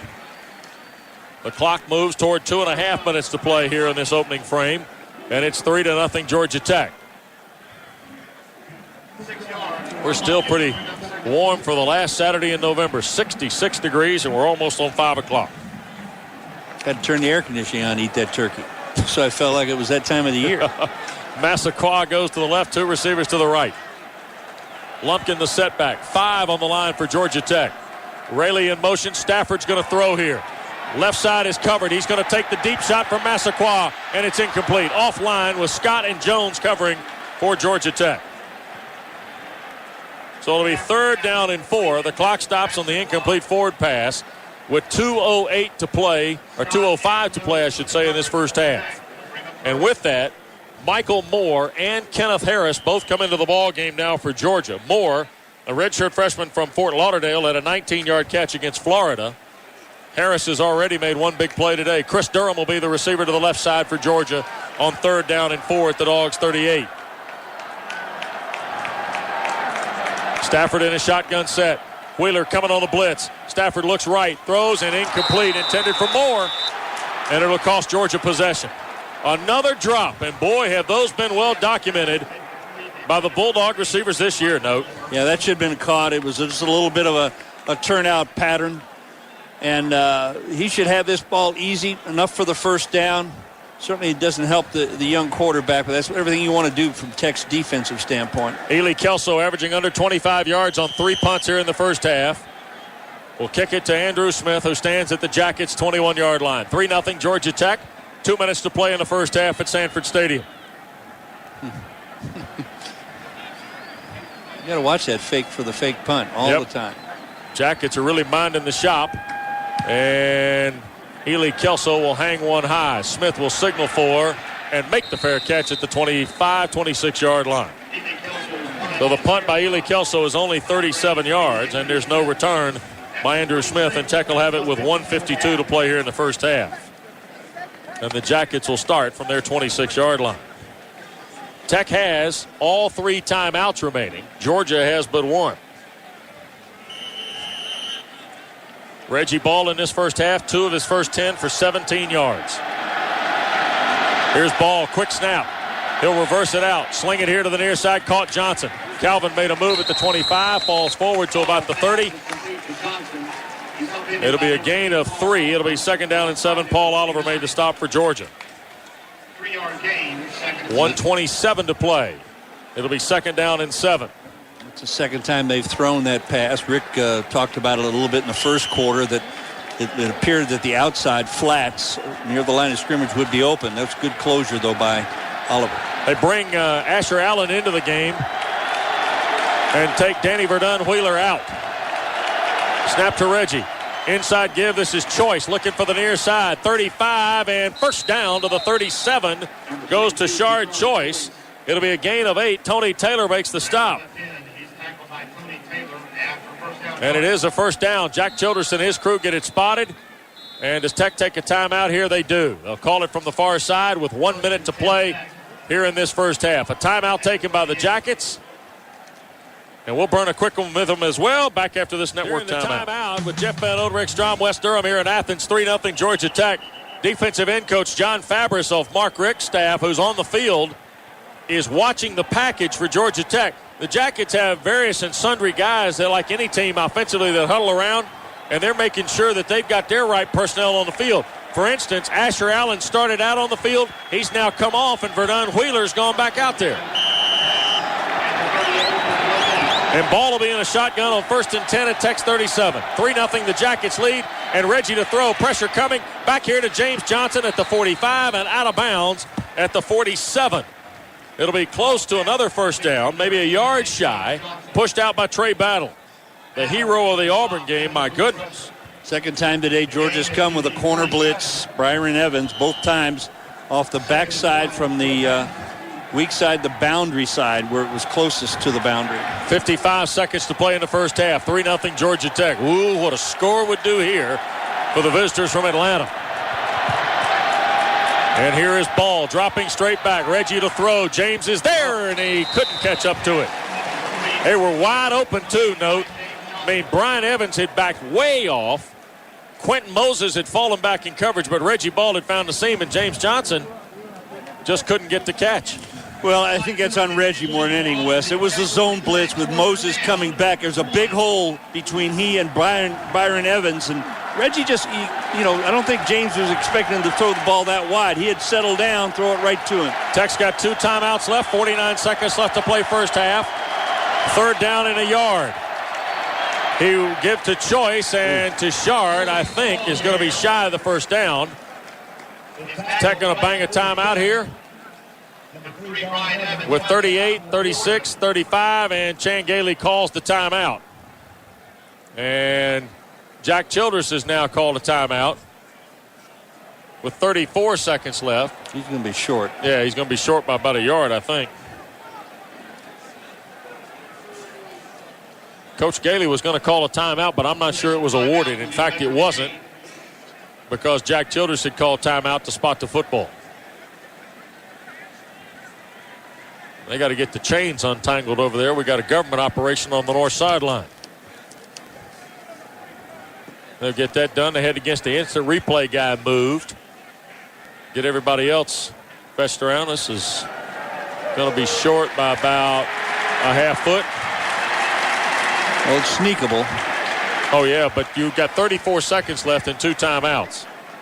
What are you going to do here? You going to bang a timeout and sneak it? I think you're leading 3-0. This is a little bit of a chance if you don't get it. Obviously, you give them the ball in great field position for the half with some momentum. But right, but it's 4th and inches. Tech feels comfortable, though. They're going for it. Or maybe they try the draw-off play. Yep. The Jackets are 1 out of 7 on 3rd down today. You know what they're going to do? They're going to let the clock expire, and Durant Brooks is going to punt. Even better. Because the clock will expire. There'll be about 11 seconds left or so. Or they could let it expire way down. There's timeout called with 11 seconds left. Timeout, Georgia Tech. Well, Rick, any thoughts here? You just want to boom it far enough so Mikey Henderson doesn't have a chance to return this thing. And just you kick it out of bounds is what you do. Yeah, kick it out of bounds, kick it through the end zone. 35-yard field goal. Give him a shot.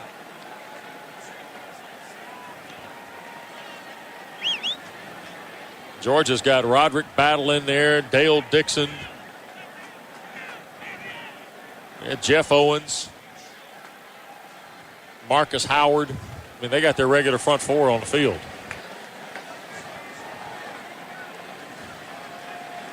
You're going to get one of the... Here's Brooks to punt. Clock will not start until he punts.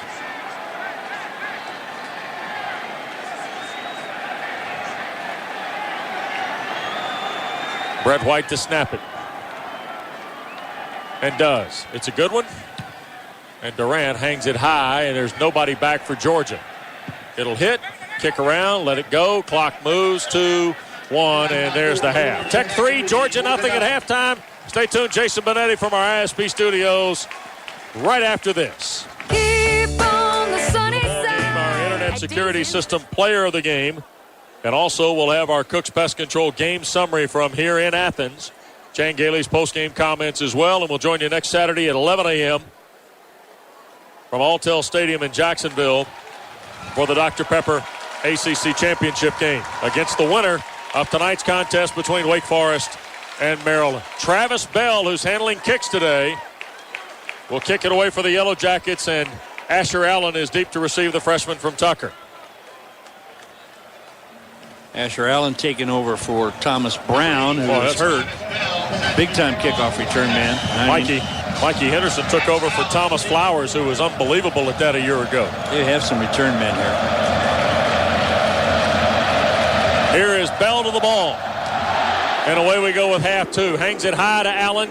at the 5, 10, 15. Asher Allen circling to the outside, and he got pulled down by Cedric Griffin, the freshman from Blair, South Carolina, at the 25-yard line. That's a nice play through traffic for the young linebacker, Cedric Griffin. So 1st and 10 for Georgia at its 25-yard line. And Matthew Stafford, the freshman from Park Cities, Texas. 7 of 15 in the first half for 94 yards. Milner caught a couple, as did Massaquoi. 1 of 25 yards for Harris. Lumpkin caught one for 16. Rayleigh for 13. First down, play action. Stafford near side, Milner at the 30. Jamal Lewis hits him high, and then Avery Roberson hits him low at the 35, 36. It'll be a first down. Boy, that's a play Georgia is living on right now, Note. Well, Milner, in that first half, what do you have? 3 catches? No, 2. That's his third. His third catch of the day. Their leading receiver. And a little late recognition, I think, by both Jamal Lewis and Avery Robinson. Bryant will go to the left. Massaquoi on the boundary to the right. An I formation with Sutherland and Lumpkin. The give to Lumpkin. Short toss coming here near side. Ball got clogged up, and Anawai pulls him down after a 2-yard gain to the 38.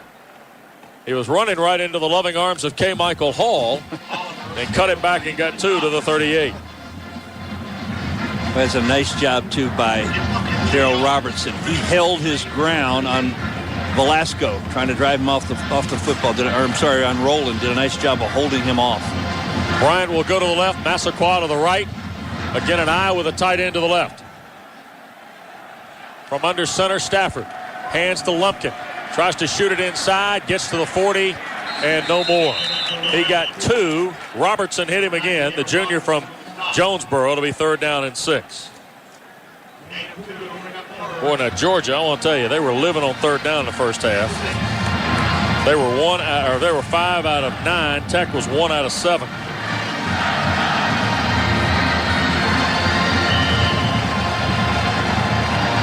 And let's see what happens here. 3rd down and 6.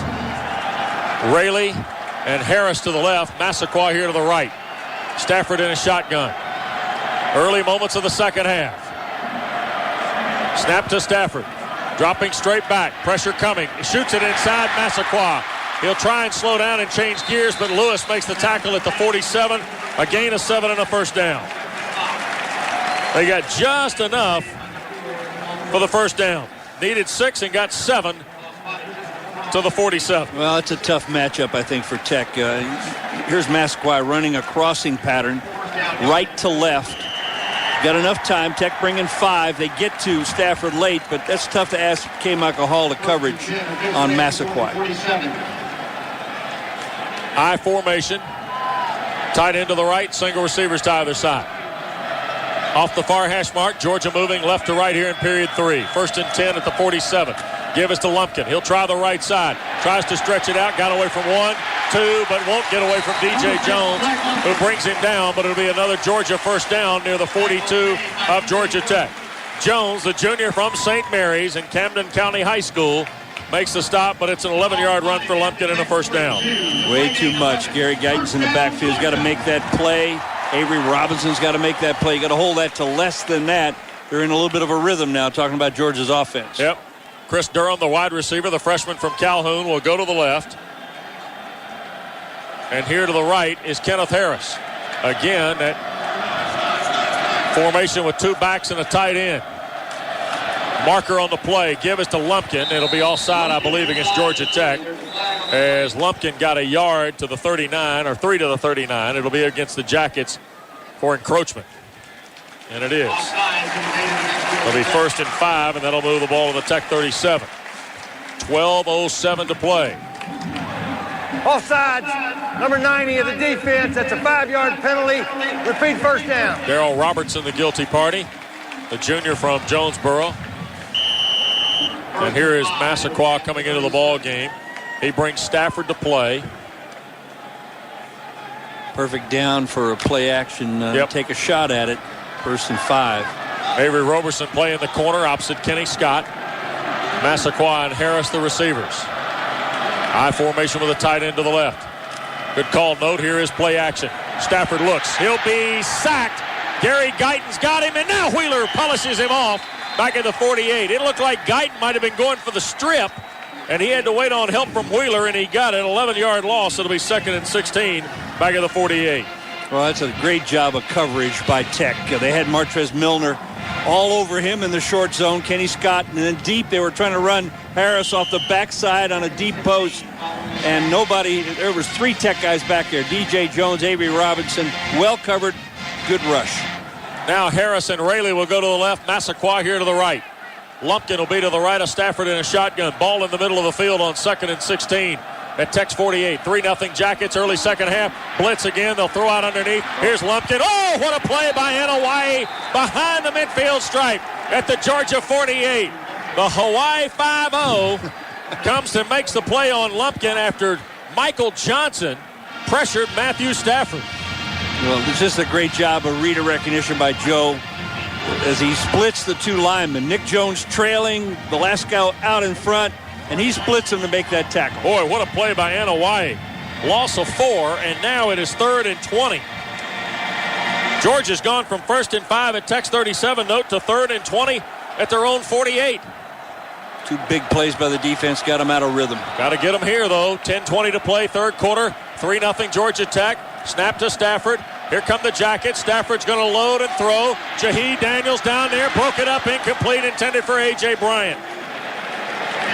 Georgia now 6 of 11 on 3rd down. It'll be 4th and 20. The Dogs will punt off their own 48-yard line. And Tech still holding to a 3-0 lead here in Athens. Good defensive stand after they had reeled off, 3 first downs in a row. Right. And here is Ely Kelso, who averaged just 27.5 yards on 4 first-half punts.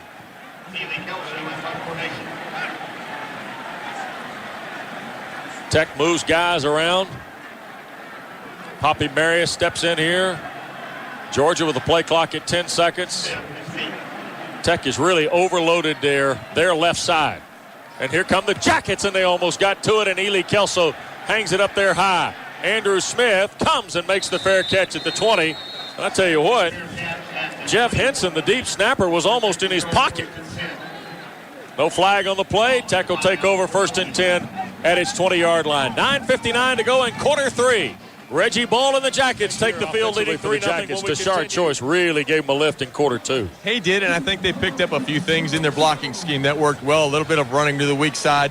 I still think the flats are there, and get the ball to Calvin any way you can. Let him try to make a move on somebody and bust a big play. But I really think they're going to feature Tashard and then take the shots when they get a chance. They've thrown to Calvin's half dozen times in the first half. He had 2 catches for 13 yards. 9:59 to go, quarter 3. Tech with it for the first time here in the second half, starting from their own 20. Ball will work from under center. Choice the setback. 2 tights and single receivers. 5 on the line for Georgia. And Reggie's changing the play. Calvin Johnson with a hand signal from Ball. Here's Ball handing, and this is Choice circling to the outside, and Evans comes up to help make the stop, and Brian Evans might have been shaken up on the play. I think Ball got chased, or Choice got chased out of bounds, a loss of 1, and Evans has to come out, and here comes Asher Allen. And it is a loss of 1 back to the 19. I don't know what Reggie was checking to there. We rarely see him check down on a play, but he sure did check one there, Note. Wes, I think he thought with double tights he could get his tight end, maybe Matthews slip off on the weak side linebacker. That's a nice play by Tony Taylor because he was never able to get off the defensive end. Brian Evans shaken up. He's out of the game. Asher Allen has come in. Here's the hand, and this is Choice. Rambling across the 25 and out to the 27. 8 for Tashard Choice. It'll be 3rd down and 3. Verdun, Wheeler, and Dale Dixon make the tackle for Georgia. Pickup of 8 for Tashard Choice, who has worked his way onto several first-team All-ACC ballots in the last month. No, boy, he's had a big year. I mean, 9 touchdowns, 5.1 per carry, Over 1,000 yards. Big year for Shard Schultz. 74 yards on 13 carries here today. 3rd down and 3. Here's ball. Play action. Reggie's going to look. James Johnson's there. It's batted in the air and intercepted by Verdun Wheeler at the 25-yard line. Or Jarvis Jackson. It is Jarvis Jackson, 45, not Verdun Wheeler, 42. That comes away with a batted ball interception. So now the first turnover of the ball game for Georgia Tech gives Georgia great field position. Yeah, it's just a naked bootleg. Moses, who was preseason the SEC Defensive Player of the Year, has not had that kind of year. He's the one who bats the ball up in the air. So Georgia will get the football at Tech's 24-yard line. Danny Ware is coming the ball game. With 8:31 to play in the 3rd quarter. Tech leading 7-0. The give is to Ware, and that's going nowhere. My goodness, and Hawaii.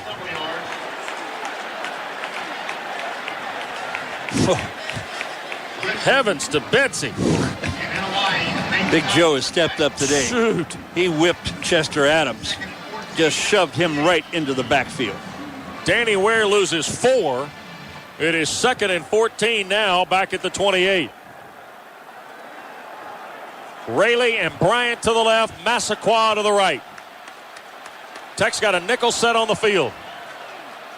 Stafford in a shotgun with Ware to his right. Here's Stafford looking. Johnson coming. They throw it inside. It is caught. Far side Ware, and Lewis will knock him out of bounds. First down at the 10-yard line. And Jamal Lewis is shaken up on the play. I don't know how Stafford snuck it through traffic all the way over to Danny Ware. But he did, and it's 18 yards, and it's 1st and goal for Georgia. Well, he does a nice job of selling his screen, Stafford. This is the 2nd screen they've run tonight, or today, and these are well-timed, well set up, and he's got 3 blockers out in front of him. Tech was fooled on it with a blitz. Jamal Lewis comes out. They'll attend to him. It's 1st and goal. Georgia at the Tech 9. Massaquoi will go to the left. Rayleigh and Harris to the right. Ware to the right of Stafford, who lines up in a shotgun.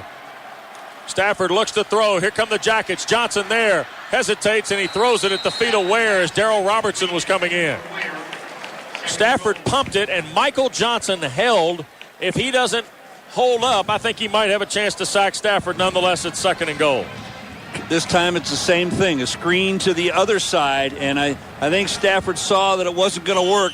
Tech was bleeding out there. Darrell Robertson and Joe Hawaii, he throws it away. Boy, you got to be careful now. Keep an eye on the tight end Milner. He's got 5 touchdown catches.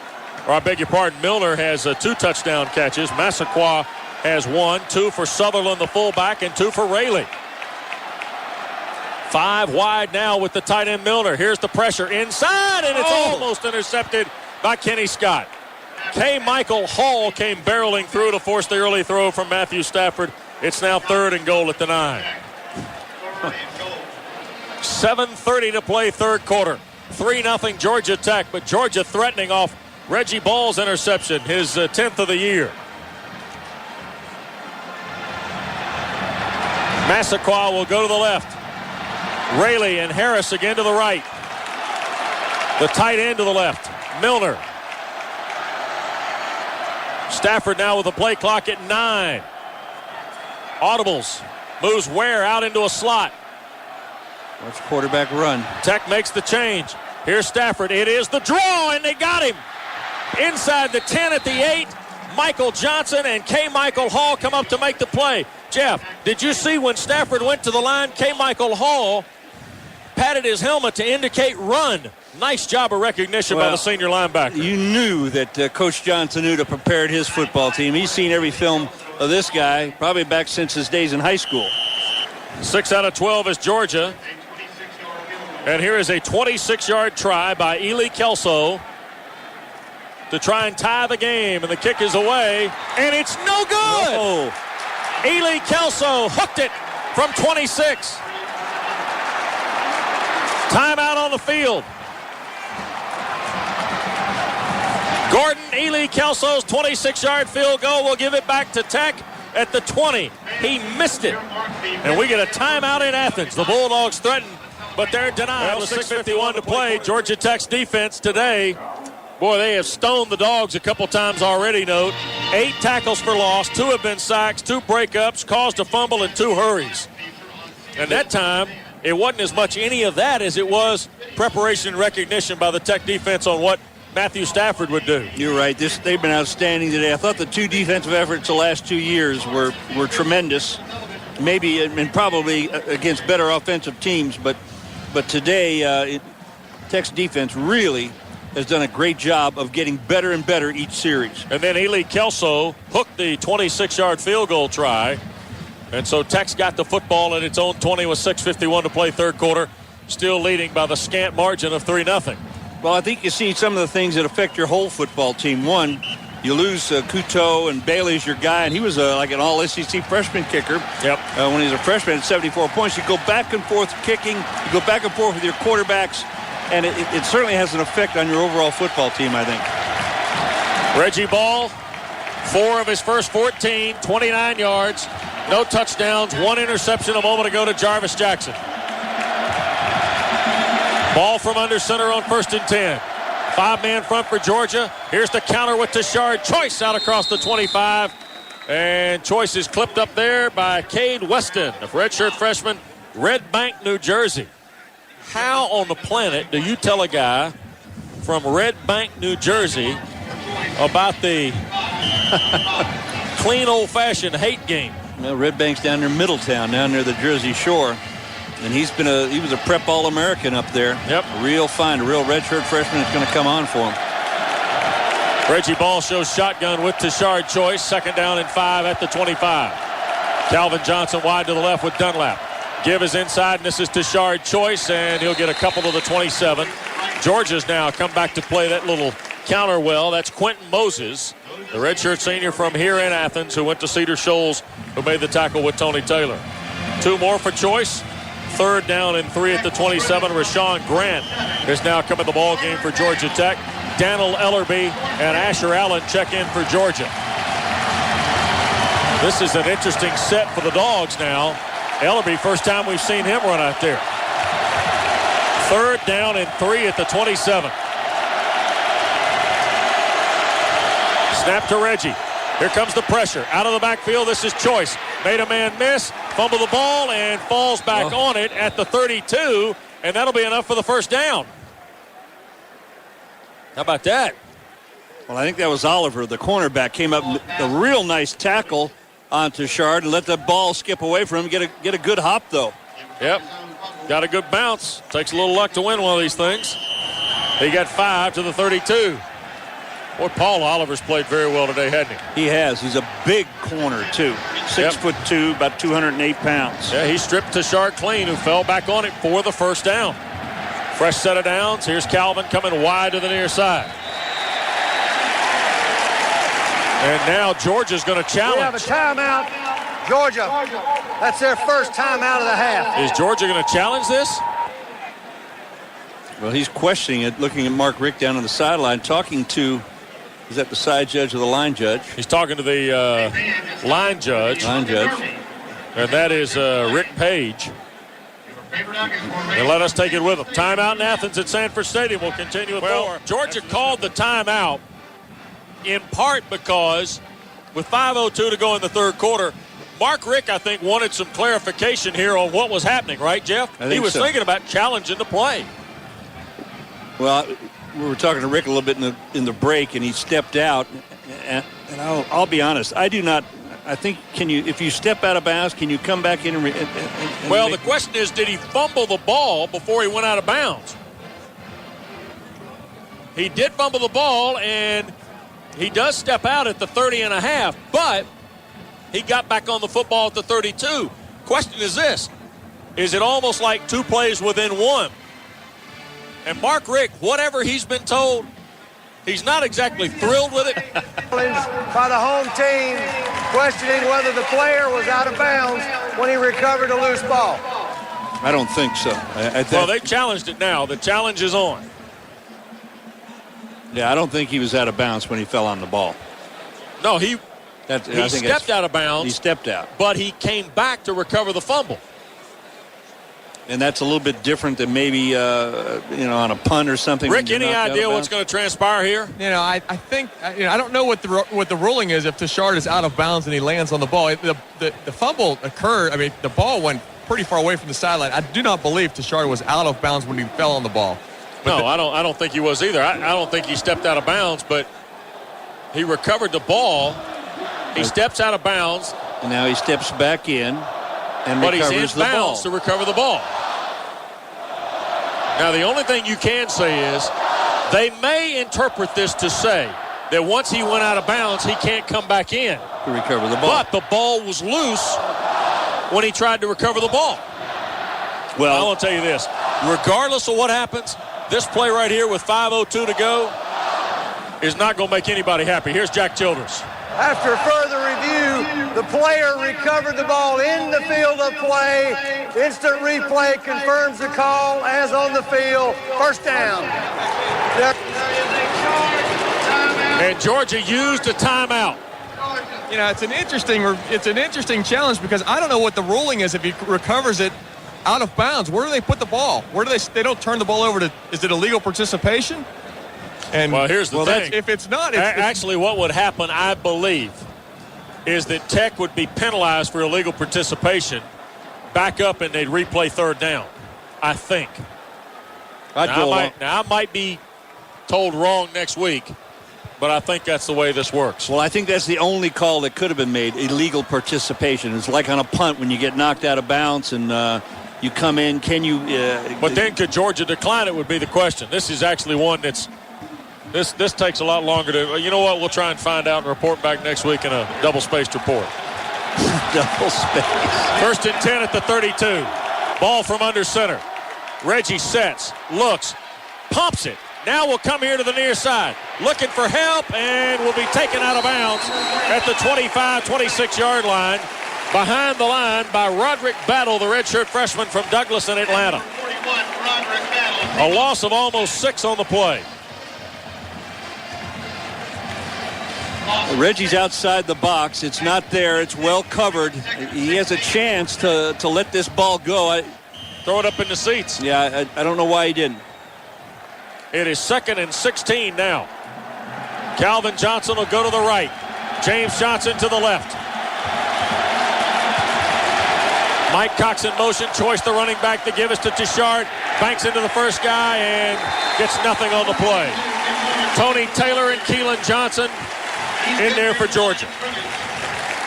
3rd and 16. And Tony Taylor missed the season because of a knee injury. He's been bothered by a knee last year.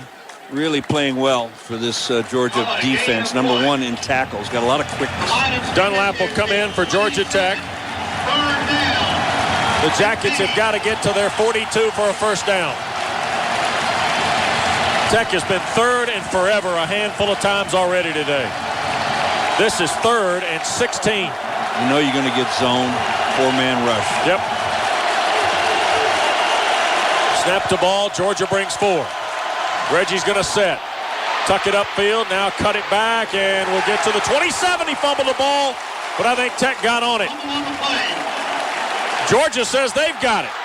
And out of there with it comes Tony Taylor to the end zone.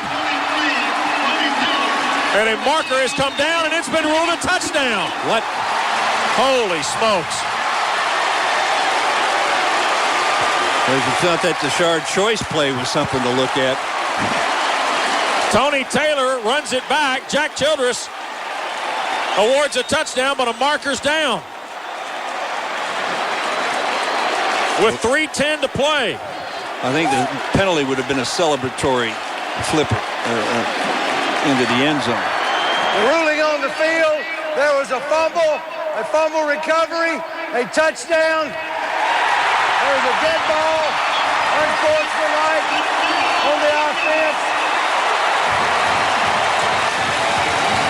Good heavens. And the previous play is under review. The previous play is under review. They're going to review this. We couldn't see a thing, note. No, they came out of a big scrum in the middle of the field. How's he not down is my question. Well, it looked like he was down, and then the ball comes out when he gets hit from behind. But this is, 2 plays in a row like this. This is far more strange than Tashard Choice. Well, how is the ball? Well, Tony Taylor's in there digging for it and pulls it out of the ground and heads down the field. I have no idea how they're going to score this. Well, here's the replay. Here you can see it. Reggie's going to get hit right here. Well, he That is fumbles a the fumble. football. That's clean. It looked like Tuminello was on it. It rolled between his legs. Tony Taylor went digging it out, but how's it not ruled down? Chris Young reversed. Well, I just don't think I think you got to rule the ball down right where Tuminello fell on it. I don't have any doubt that Georgia might have recovered this thing. My question is, how does Tony Taylor reach in between Kevin Tuminello's legs and pull it out of there and take it to the end zone? This ought to be good. Here's Jack Childress. After further review, the call on the field has been confirmed. It is a touchdown. At the end of the down, we had a dead ball, unsportsmanlike, number 43. That penalty will be administered on the succeeding kickoff. Unsportsmanlike, 43. Georgia Tech has turned it over in both of their second half possessions.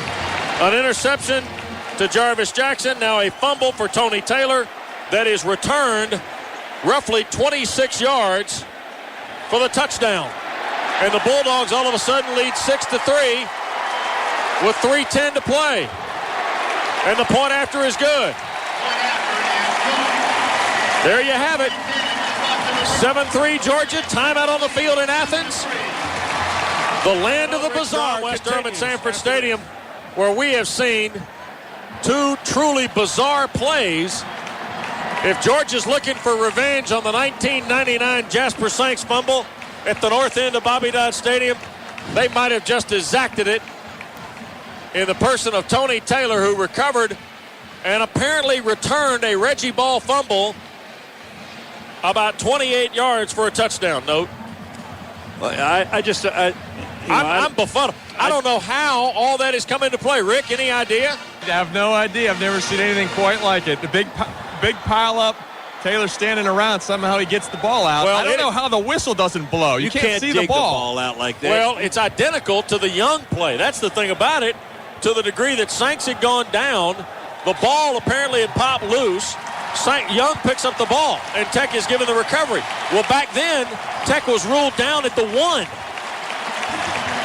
Chris Young could have run for the touchdown in 99, but you cannot dig the ball out of a pile and run for a touchdown. I've never seen anything like that.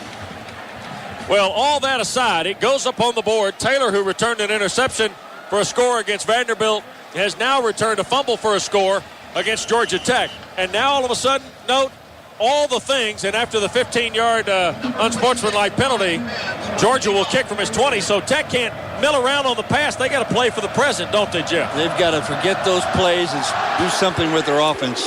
Here's the kick for Jamal Evans, who will get a return from the 12, 20, 25, 30.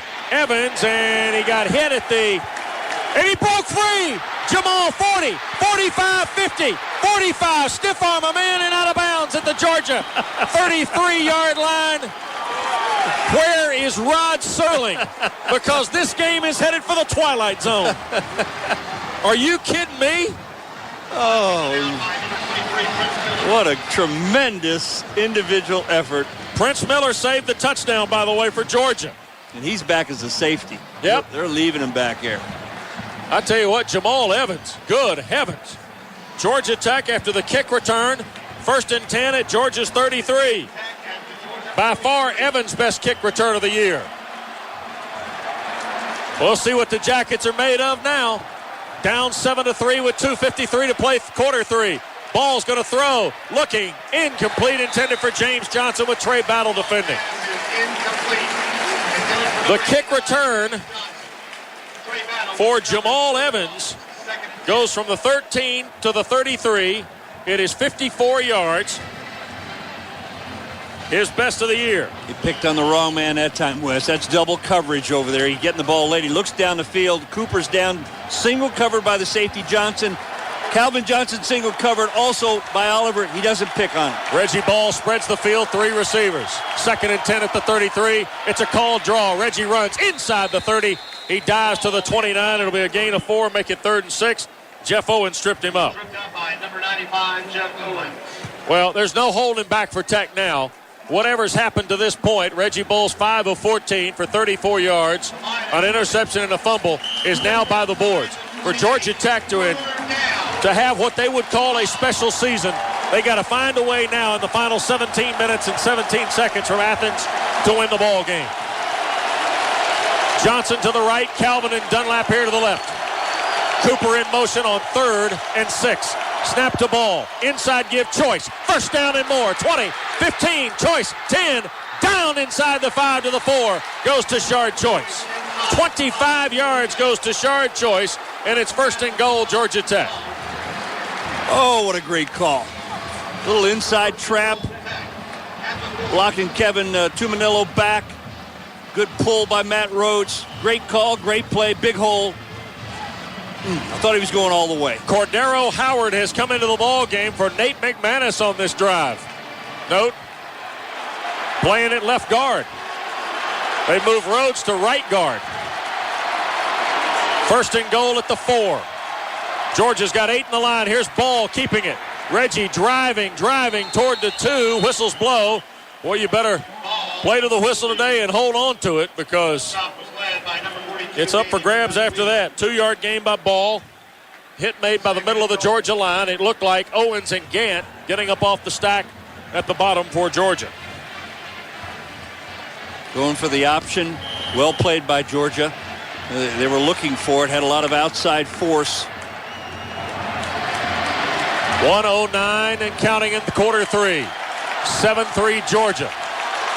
Here's Reggie Ball, 2nd and goal at the 2. He'll give to Tashard Choice. Markers flow, and it's on the Jackets. And we got a lot of chipping going on now.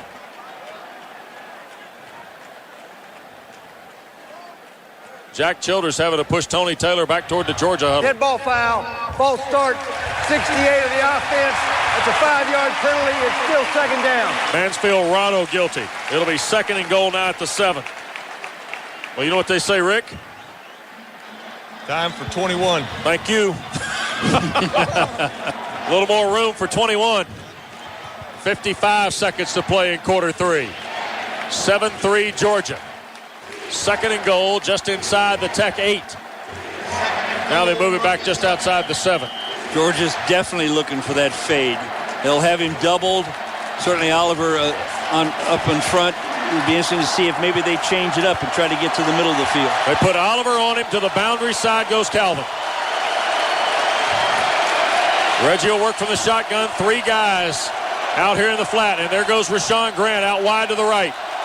Georgia's going to blitz. Reggie's going to throw to the end zone. It is deflected off the hands of Calvin Johnson, incomplete, with Paul Oliver covering its 3rd and goal. Well, they dodged the first bullet, and the clock stops with 28 seconds left to play in quarter 3. Well, they felt comfortable covering with Paul Oliver man up as they came with the blitz. And he has this ball for a minute. I'm not sure Paul Oliver didn't get a hand in there and knock it out. I think he did, Jeff. Now it is 3rd and goal at the 7. James Johnson will go to the right. Calvin Johnson and Chris Dunlap to the left. Reggie Ball operating toward the west end. Snap to him. He'll look. Jump ball for Calvin. In the corner. And he tried to make the play. Got knocked out of bounds. Incomplete. Is Tech going to kick here? They are. So Tech had it 1st and goal at the 4. The penalty backed them up off the 2.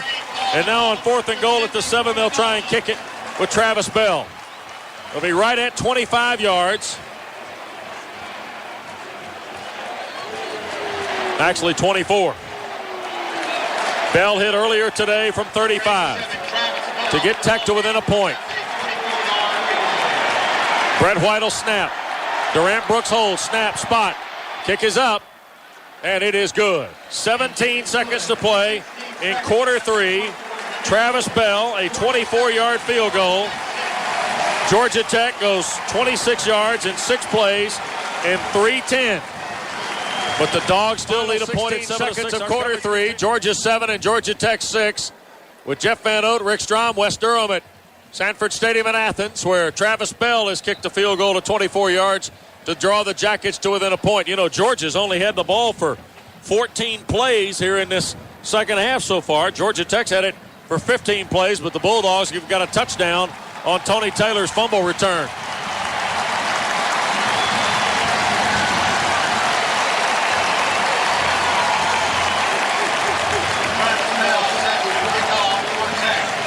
And now Travis Bell to kick it away. Asher Allen is deep.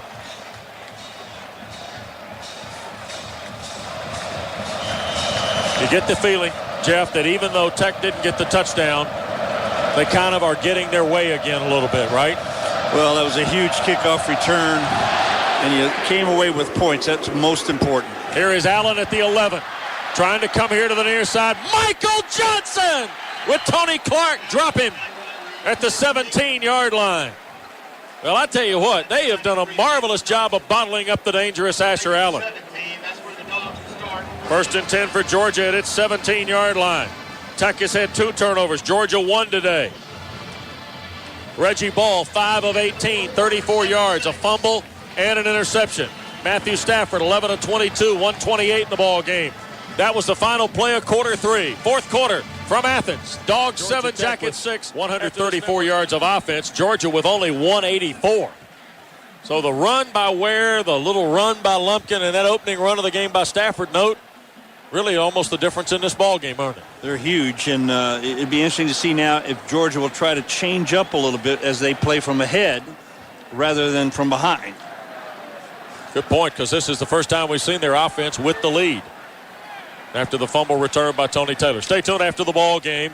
We'll have our Federated Insurance locker room program, our Bell South Fast Access, our internet security systems. Player of the game comes your way from Athens. And also our Cook's Pest Control game summary. Virtually every first down, not all of them, but the majority of the first downs in at first half, when they would come out with Sutherland at the fullback and a tailback, Lumpkin or Ware, you would get play action. It'd be interesting to see if they go maybe to run the I lead a little bit more. So Georgia looking for an 8th win. They've won at least 8 games every year since Jim Donnan's first year. 1996. Mark Richt is trying to become the 8th coach to win 60 games in his first 6 seasons. The last coach to do it was Bob Stoops at Oklahoma. Georgia Tech, meanwhile, trying to snap a 5-game losing streak to the Bulldogs. Well, I think this is just a fitting type game for this rivalry. Yep. And this pageantry that goes along with college football. This is a wonderful night right here in Athens, and this has been a nail-biting game. You know, the pundits will want higher scoring and a lot of big plays, but this has been kind of exciting. Bryant will go to the left, Massaquoi to the right. Matthew Stafford works right to left here in quarter 4 with an eye behind him. See if we get play action on first down. Nope, give is to Lumpkin, and he's going down behind the play of Joe Anawai, who has been just short of marvelous here today in Athens. 2.5-yard loss on the give to Lumpkin. 2nd and 12. And Anawai is having none of it, note. He is having his best game of the year by far. His last game against Georgia he'll ever play him. I thought the interview before the game tonight was very poignant about his career at Georgia Tech. 3 tackles behind the line, a half dozen total, and a fumble recovery for Hawaii 5-0. 2nd and a dozen at the 15. Stafford to the shotgun. Snap to him. He'll look back here to the left and throw, and Rayleigh makes the catch. Breaks away from Jamal Lewis, but won't break away from Jahi Ward-Daniels, who bangs him out of bounds at the 23-yard line. And the other official's going to help the line. I'll tell you what, this may have been incomplete. Look at him trying to line up in a hurry. That looked like a ball bounced almost. Jamal Lewis is arguing it, and so was the referee coming up to the line judge. He's letting it stand, though. Wow. 1st down and 10. No, 3rd and short. The give is to Lumpkin coming here to the near side. And he will have the first down to the 30. It was a 3rd and 4 play at the 23, and Lumpkin got 7 to the 30. Georgia has executed the quick snap, if you will, following a play that potentially could be reviewed very, very well here today, and that's the second time we've seen them do it. No. Yeah, both times today, Wes, I don't think Georgia's defense has been prepared for that quick snap. 3 receivers set, and Stafford to the shotgun. 13:47 to play. It's a 7-6 Georgia lead. Stafford will sling it to the far side. It is off the hands of Raley, incomplete. Stafford's pass is incomplete, intended for Raley. It'll be second down and 10. Well, I don't think that play was going anywhere. He'd where Daniels was closing quickly, and that's what Raley was doing. Took his eyes off the ball, looked at Daniels. Yep. So it'll be second down and 10. Ball spotted for play at the Georgia 30. 13:41 to play in this 101st meeting between the schools. Georgia leads Tech 7-6. Stafford in a shotgun with 3 receivers. Lumpkin to his left. Tech with 5 on the line. Long count, snap to him. Inside, Lumpkin hit at the line at the 31 by Gary Guyton. It'll be 3rd down and 9. So Craig Lumpkin doesn't get much. A yard to the 31. Credit number 58, Gary Guyton with the stop. And Raley comes out. They'll bring Durham into the game, the freshman from Calhoun. Big, tall receiver, 6'5". He's only caught 7 balls on the year. Yep, 3 of those, Jeff, have come in their last 2 games. 3 receivers and Stafford to the shotgun on 3rd and 9. Georgia's 7 of 13 today on 3rd down. Massaquoi in motion. Snap to Stafford. Looking, pressure coming, throws, batted away. Jahi Ward-Daniels on a pass intended for A.J. Bryant.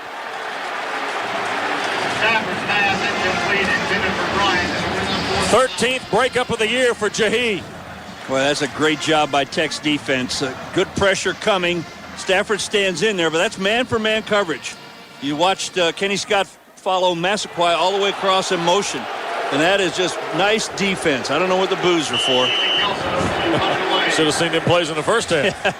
4th and 9 at the 31. 12:51 to play in the game. Ely Kelso to punt. He's only averaged 28-2 on 5 of them today. Do the Jackets get after this? Here they come. Can't get to it. Ely Kelso, a poor punt. Andrew Smith telling everybody to get away from it, and it's going to be great field position for Tech up at the 44-yard line. Timeout on the field. 12:41 to go.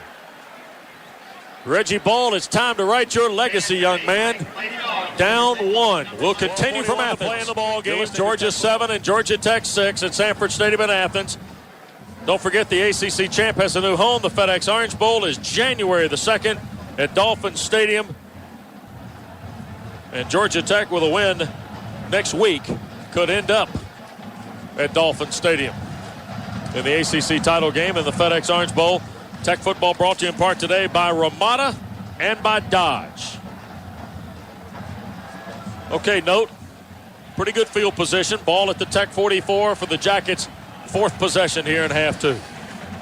Well, they've had success, and Rick talked about it, and we talked about it in the first half, running that weak side. And that's, in this case, well, we're not going to do it this time. Yes, they are. No, they're not. They're going to come out with a single tight and a slot formation. And it looks like one of those inside running plays. Mike Cox at the H-back. Yep, Cox lines up to the right. Johnson and Johnson to the left. Reggie Ball from under center on 1st and 10.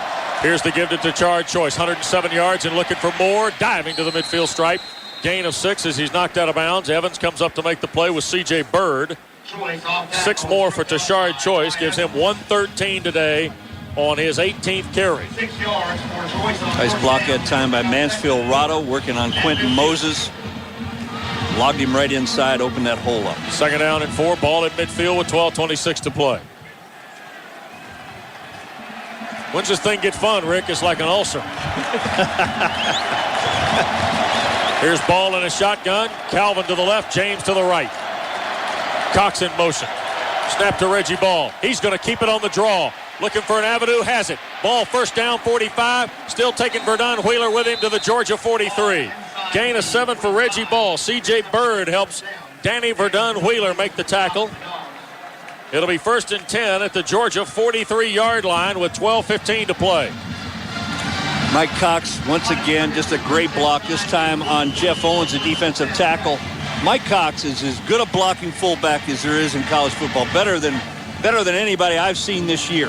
He does a marvelous job of blocking for this team from a lot of different positions. James Johnson goes to the left. Calvin Johnson here to the right. Reggie from under center, 1st and 10 at the 43. Give us to Choice. Deshard inside to the 40. A step to the 39. Jeff Owens makes the tackle. It'll be 2nd down, and let's call it a long 4 or a long 6 at the 39. Once again, Mike Cox logs in Quentin Moses. That was the play they opened up with to the right side. This time they run it to the left side. Steady diet. Looks a little bit like the second quarter when Tech got their running game going. I said long 6. It's a short 6 at the 39. Long 5 for Tech. Ball from under center. Blitz coming. Reggie's going to look. Calvin's out there. Can he get to it? He cannot. Incomplete. Wow, he had Oliver beat, and he also had Keelan Johnson beat. And Paul Oliver knows it. 3rd down and 6 at the 39. Well, they came with a blitz look at time, and that was Jackson, the middle linebacker. Well picked up.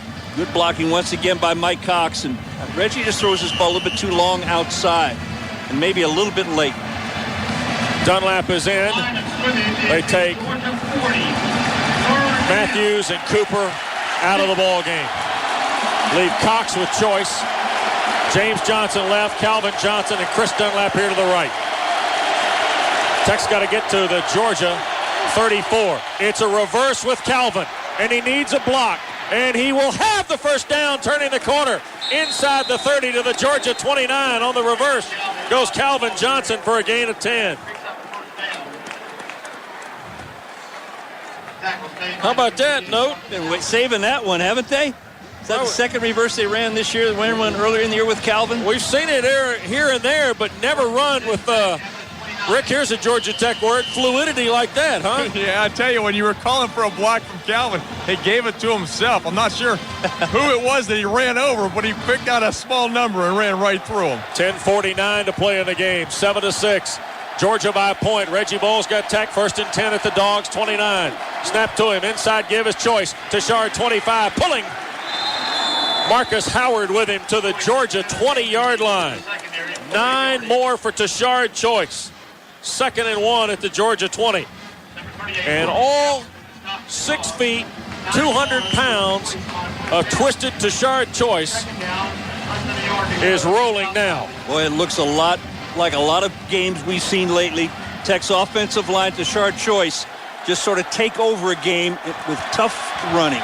10-10 to play, 7-6. Reggie Ball in a shotgun. Give us to Choice again. He'll cut back. 1st down and more.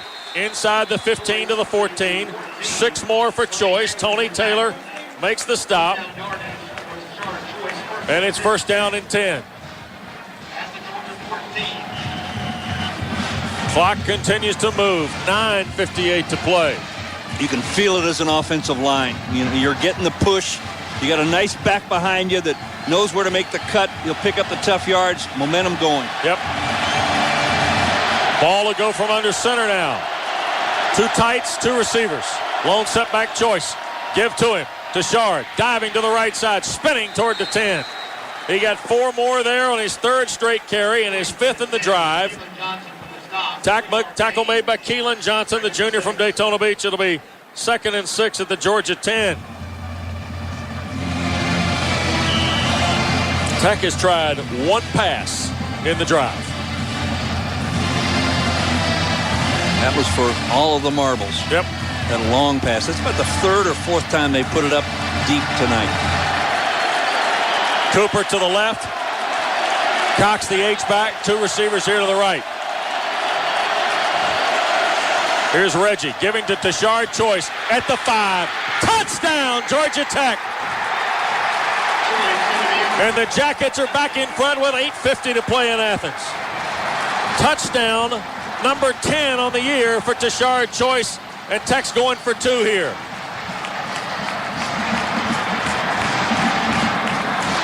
What a drive.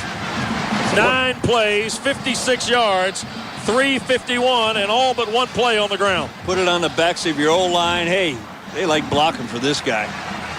He runs hard.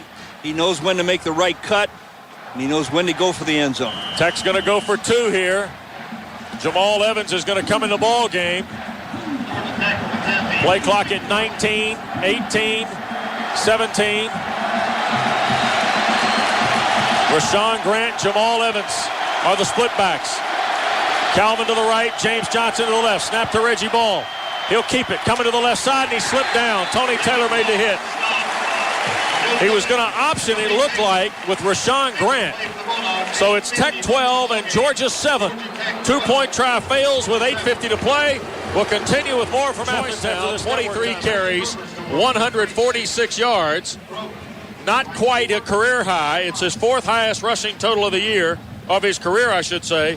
164 at NC State on 34 carries is still the standard to which the others are measured. It is his 2nd highest total of the year. It's his 5th straight 100-yard game and his 7th in the last 8. And Strom, if that's not first-team All-ACC numbers, I don't know what is. Well, he's the guy that Tech has turned to, especially late in the game where he may start slow, maybe he breaks one, but in the end, the offensive line is coming off the ball. What you notice when Tashard runs, especially late in the game, is how he is always falling forward, and he always seems to be just a hair from breaking the long run, and then occasionally he'll break it. Well, now it's a 5-point Tech lead. Nothing simple about any of that math note. No. Tech's done a nice job with that run game. 2nd quarter and now in this quarter, and put it on your defense. Get a good stop here and go back to that run game. Force Georgia to take some chances on D. Bell to kick it. Asher Allen is deep. Asher Allen, deep for He returned, I think, 7 punts and 2 kickoffs his senior year in high school for touchdowns. Yeah, he's big time. Travis's kick to the right side. Allen's left. He'll field at the 3. Tries to cut it back. Asher Allen tripped up, briefly kept his balance, still on his feet. He'll cut back. Michael Johnson then wraps him up at the 36-yard line. 3 tackles on special teams for the sophomore from Plantersville, Alabama. 1st and 10 for Georgia, though, at its 36. 8:34 to go. The Bulldogs have 2 timeouts. Tech has all 3. Or Georgia has 2 timeouts. Tech has 3 to go in the ball game. 8:34 to play. Stafford, 12 of 25. And we get a timeout on the field here. We'll take it with them. 12-7 Jackets to the Bulldogs. Their last win 6 years ago this very day at Sanford Stadium. November 25th, 2000. The great Godzi Keeper note was the play of the game. That crossed him up, didn't it? Oh, yeah. George Godzi running wild in the secondary. Definitely a surprise element. Tech finished that year at 9-3. Here today, the Jackets trying to post a 10th win against Georgia, who is 7-4. Jackets will play the winner of Wake Forest, Maryland, which starts in about 35 minutes at Byrd Stadium tonight. The Deacons are up there after the loss to Virginia Tech last week at 9-2. Maryland is 8-3. Another ball game. That's actually about an hour away, I should say. 7:45. ECU NC State is tonight's 7 o'clock game.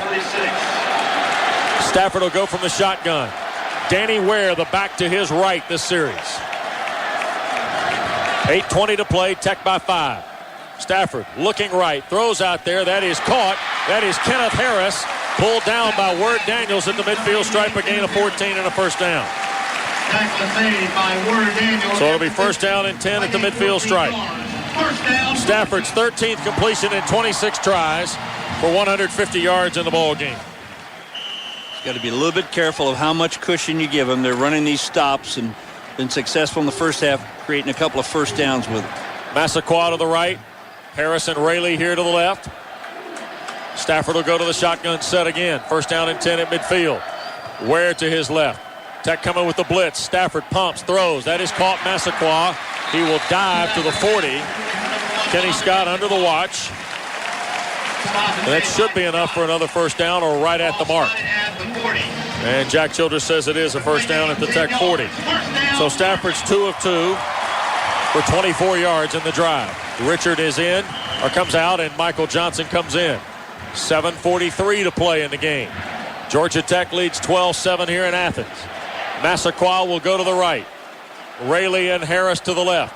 Ware, the lone setback. From under center goes the freshman from Park Cities, Texas. He'll hand to Ware. Ware looking to cut back. 35. Danny Ware inside the 30 to the Georgia Tech 25. Philip Wheeler makes the tackle. Best run of the second half by the Bulldogs for 15 yards.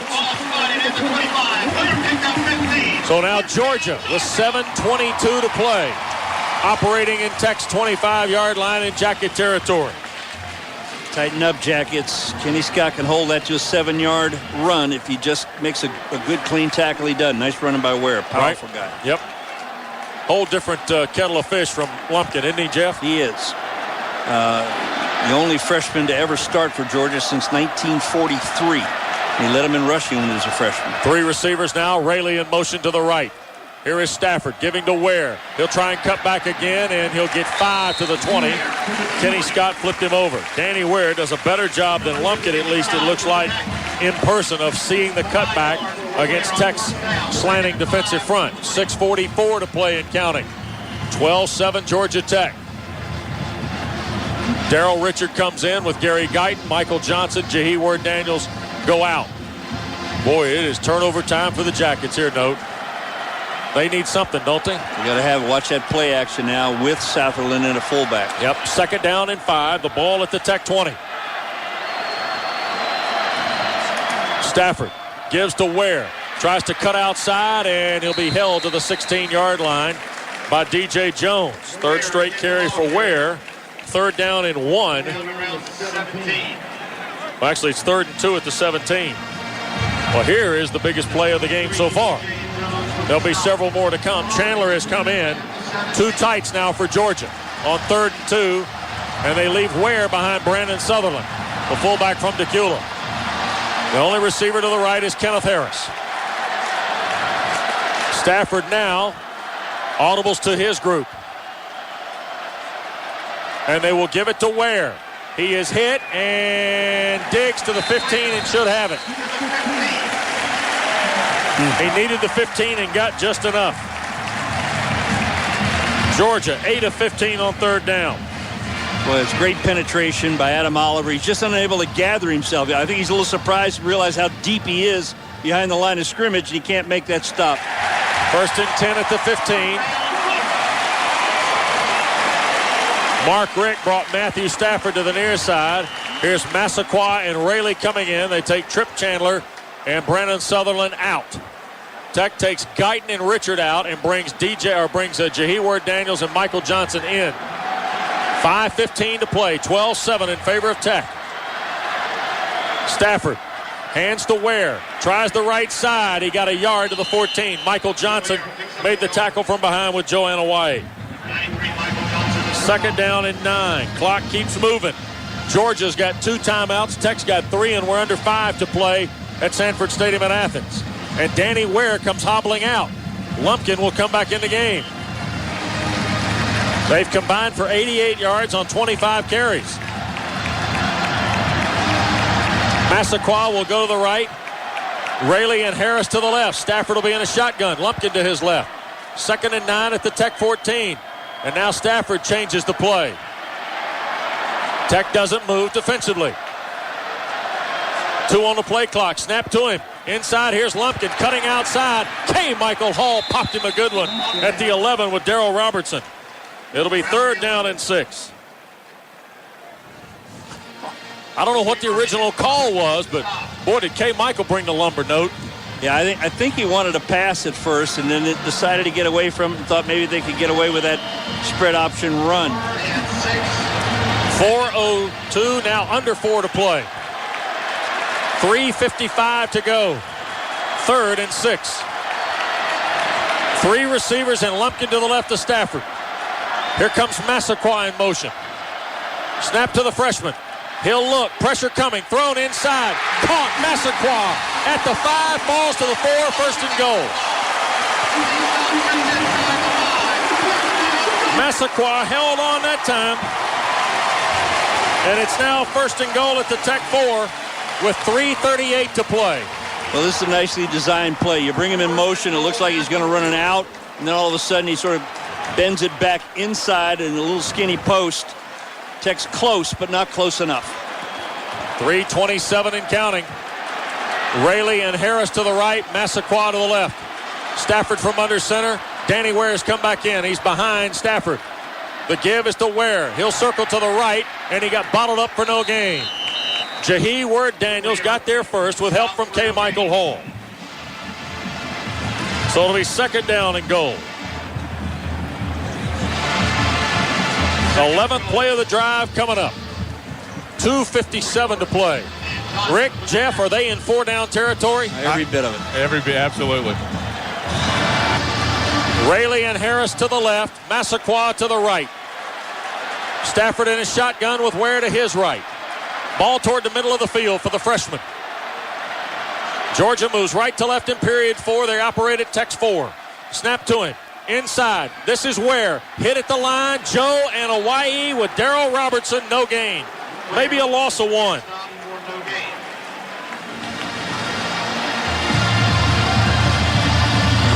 Man alive. 12th play of the drive coming up. Third and goal at the 4. Well, they're coming with their spread formation now. I don't think Here comes Mikey Henderson into the game. I just don't think that they're gambling enough to spread them out and run that quarterback draw again. Henderson's going to line up on the right with Rayleigh and Harris. Kenneth Harris. To the left is Massaquoi. Where is the setback? Stafford looks left. Massaquoi. He pumps. Throws. Caught. Touchdown, Georgia. With 1:45 to go in the game. Stafford goes 4 yards to Muhammad Massaquoi. It's a 12-play, 64-yard drive in 8 minutes and change. West just a little skinny post. Well covered at first by Avery Robinson and Kenny Scott, and then all of a sudden they just lost him. They let him go after the pump, and this is how it was designed. He then makes a second move into the middle of the end zone. Georgia's going to go for 2 here, note. So Matthew Stafford to Muhammad Massaquoi. It is his second touchdown catch of the year. And Georgia's going for 2 with 1:45 to play. Last year, the interception occurred. Tim Jennings picked off Reggie Bull with 1:18 to play. Now with 1:45 to play, Stafford has hit Massaquoi to go ahead 13-12.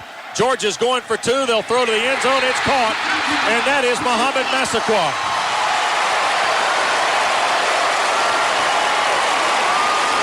So it is 15-12 with 1:45 to play.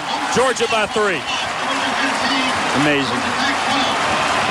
12 plays, 64 yards, and 7:05. And now this Tech team that has faced so many situations, Jeff, now finds itself down with 1:45 to go, and they've got to come back and answer.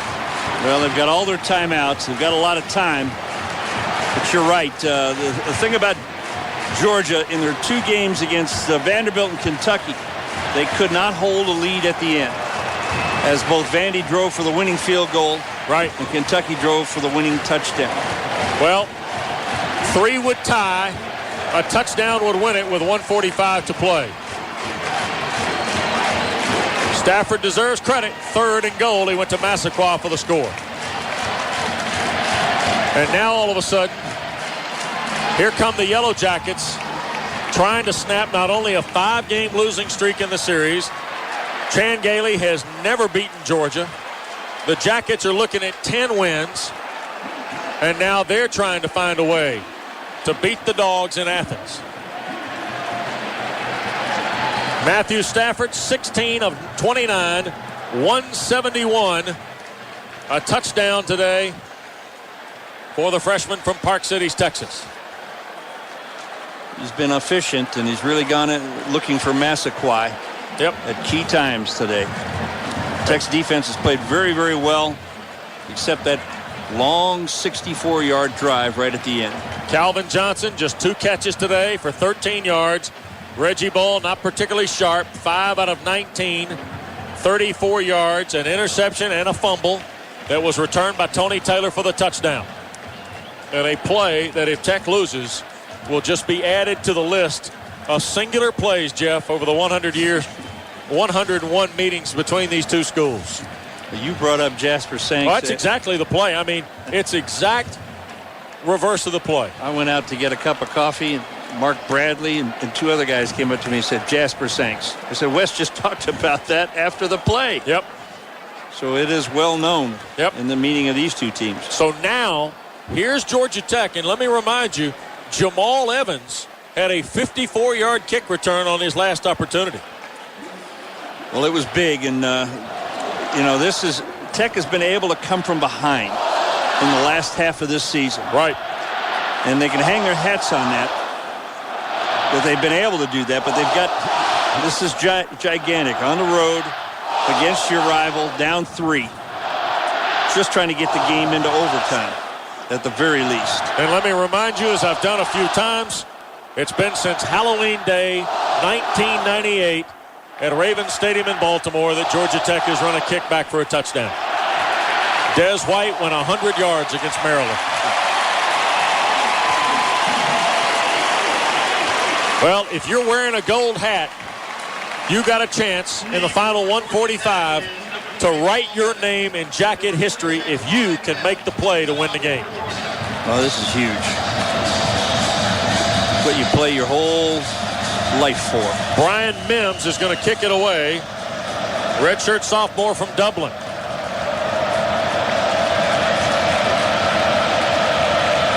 Have to be a squib. I would guess.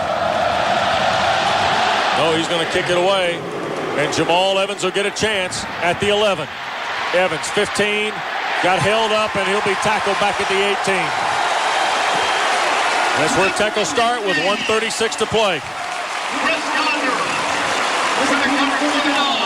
Coming down the field was Chris Gonder, the sophomore from Ackworth, to make the tackle.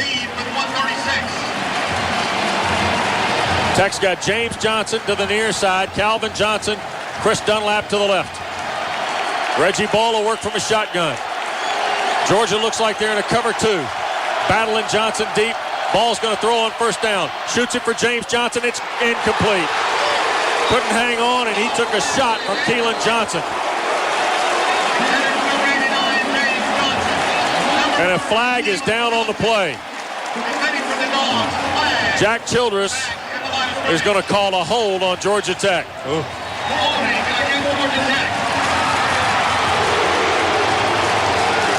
It'll be first down and 20 back at the Tech. Well, it actually won't. They'll go half the distance to the goal unless Georgia refuses it. Holding 64 of the offense. That penalty is refused. Second down. Yep, they do refuse it. I think Tech gets a little bit of break there. No kid. Dunlap and Johnson to the left. James Johnson here to the right. Georgia with 4 on the line. They bring 4. Reggie drops, looks left, throws. That ball is caught. That's Dunlap stepping out of bounds with 1:19 to play at the 26. Well, he could have had it. You got to be aware where you are, Chris, and pick up a few more yards. Certainly could have had the first. Tech's got all 3 timeouts left. 3rd down and 2 at the 26. Clock doesn't move till the ball snapped when Dunlap stepped out. They're going to play soft zone. Just rush 4. Oh, here's a 3-man line. An end stands up, linebacker stands up. Here's ball on 3rd and 2. In the pocket, and Reggie sacked. Back at the 15, 16-yard line. Timeout called by Georgia Tech. Georgia got back there with Charles Johnson. It's a loss of 10, and now it's 4th and 12. Well, the timeout, Georgia Tech. So now it's come down to 1 snap of the football with 65 seconds left, Note. Well, it's a good rush by Charles Johnson. They are in a three-man line, really, with walked a linebacker up and brought 5. Andrew Gardner's had a wonderful year at that left tackle spot. Certainly a candidate all ACC. Maybe just a little bit soft as Reggie steps up. He horse collars him around the back. They put 3 more seconds back on the game clock. And now with 1:08 to play, Tech's got to go find some kind of play now, don't they? Well, I go back to the play before. Chris Dunlap catches that sideline pattern. He could have easily had the first down. Just a little bit unaware of where he was. Georgia Tech, number 15 in the country, 9-2 coming in.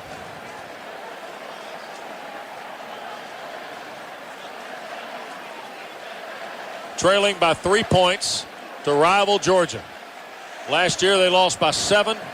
Year before that they lost by 6 here in Athens. And now it's 3 with 1:08 to play.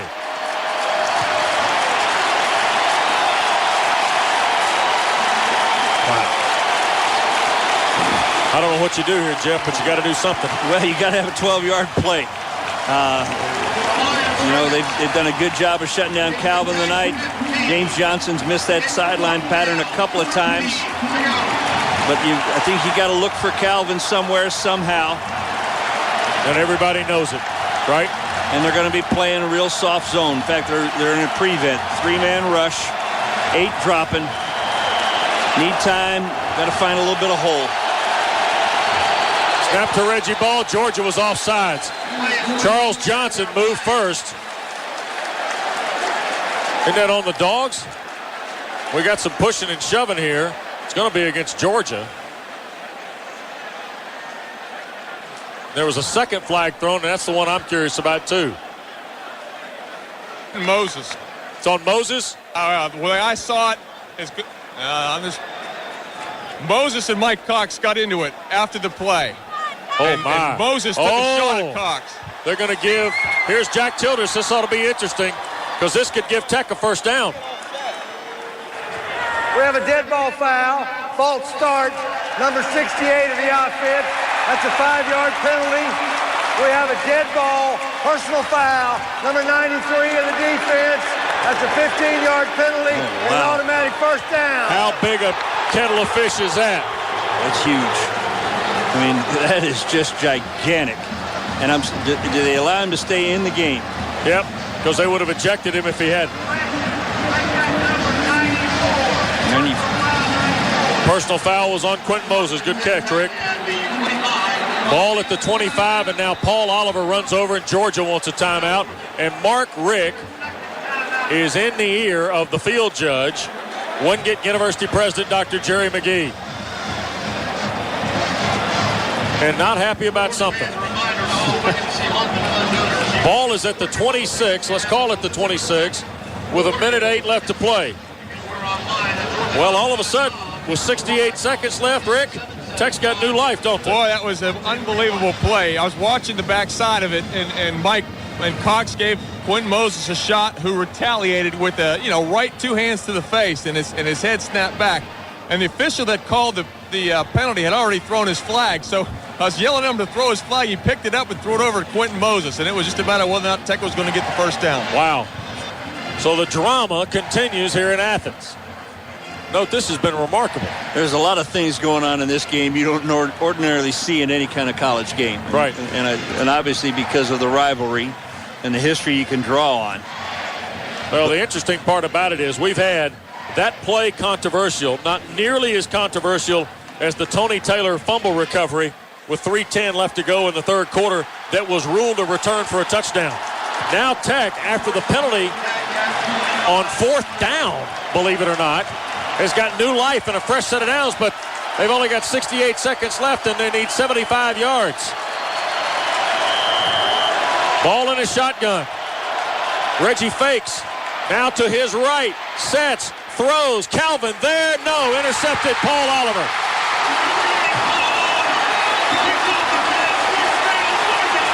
Paul Oliver made the interception, and then Trey Battle took a shot at Calvin Johnson, but no flags on the play.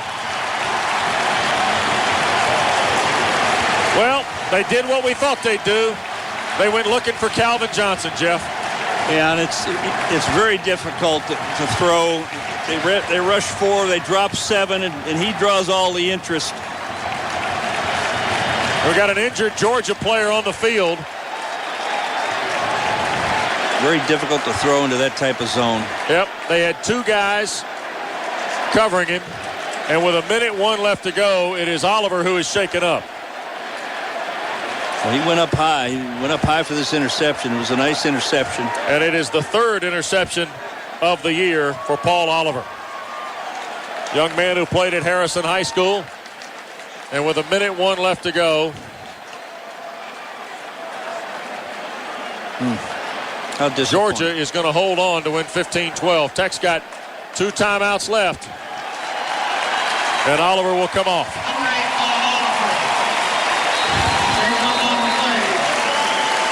Timeout taken by Tech. Chan Gailey does not let the clock start. We have a timeout, Georgia Tech. That's our second. 1:01 left to go. 3rd turnover Fans, remember on your way home tonight, be sure to listen to the Georgia in the second Bulldogs half. to the locker room show. And then tune into the Bulldogs 2 interceptions and a fumble. 8 o'clock also on the Bulldog Network. And remember, Tuesday is Georgia Day on CSS. You can watch a replay of tonight's game at 1 p.m. and It'll be 7 1st and 10 for Georgia at its 45, and really Tech can't stop the clock but one more time, so Georgia will be in a situation where they will have to they can't stop it, so they'll run the clock out essentially. And most of this crowd of 95,000 and change knows it. Well, now the Jackets go to Jacksonville next week on a down note. Losing like this will be very difficult to come back from. Very difficult. And whether they get Wake or Maryland next Saturday, they're going to have their hands full, Jeff. They are. This is a very difficult loss.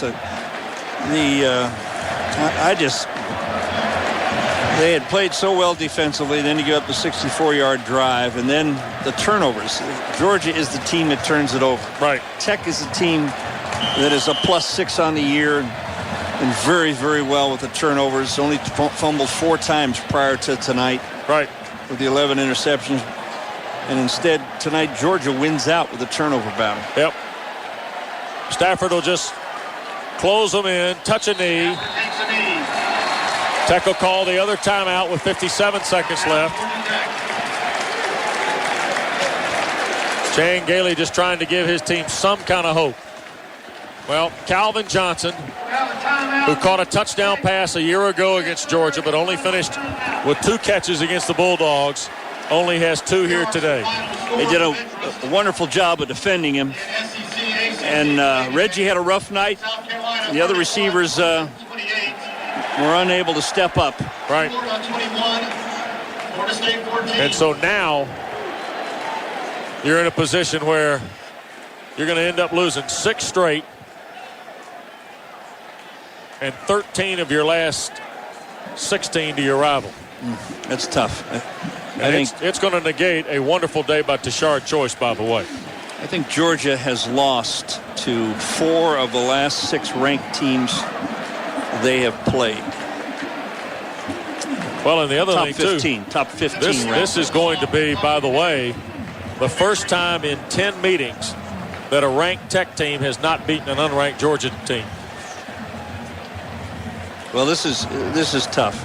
Yep. A close, tight game, and it just got away from you in this last half. And there is controversy. And you felt like after Tech took that lead with that touchdown drive, that running drive, they were going to take over this game. Now with 57 seconds left on 2nd down, Matthew Stafford again will touch a knee. Stafford takes a knee. And he does at the 40, and that'll start the clock. Now Tech can't stop it anymore.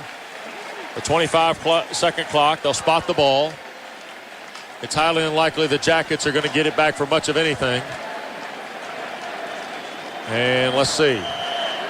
3rd down will occur with 12 seconds of difference, and they won't. Well, They'll be talking about Tony Taylor's fumble return for a touchdown, Jeff. And I suspect that the Atlantic Coast Conference office will have to issue some sort of statement on that, won't they? Well, it's a bizarre play. Yep. And that's the ball game. Georgia wins 15-12. The Bulldogs get their 8th win of the year. Tech falls for the 3rd time this season. Chan Gailey and Mark Rick a handshake. And the Jackets will go to Jacksonville on the heels of a tough loss. Tough loss for Tech. 15-12, Georgia wins. Stay tuned. Federated Insurance.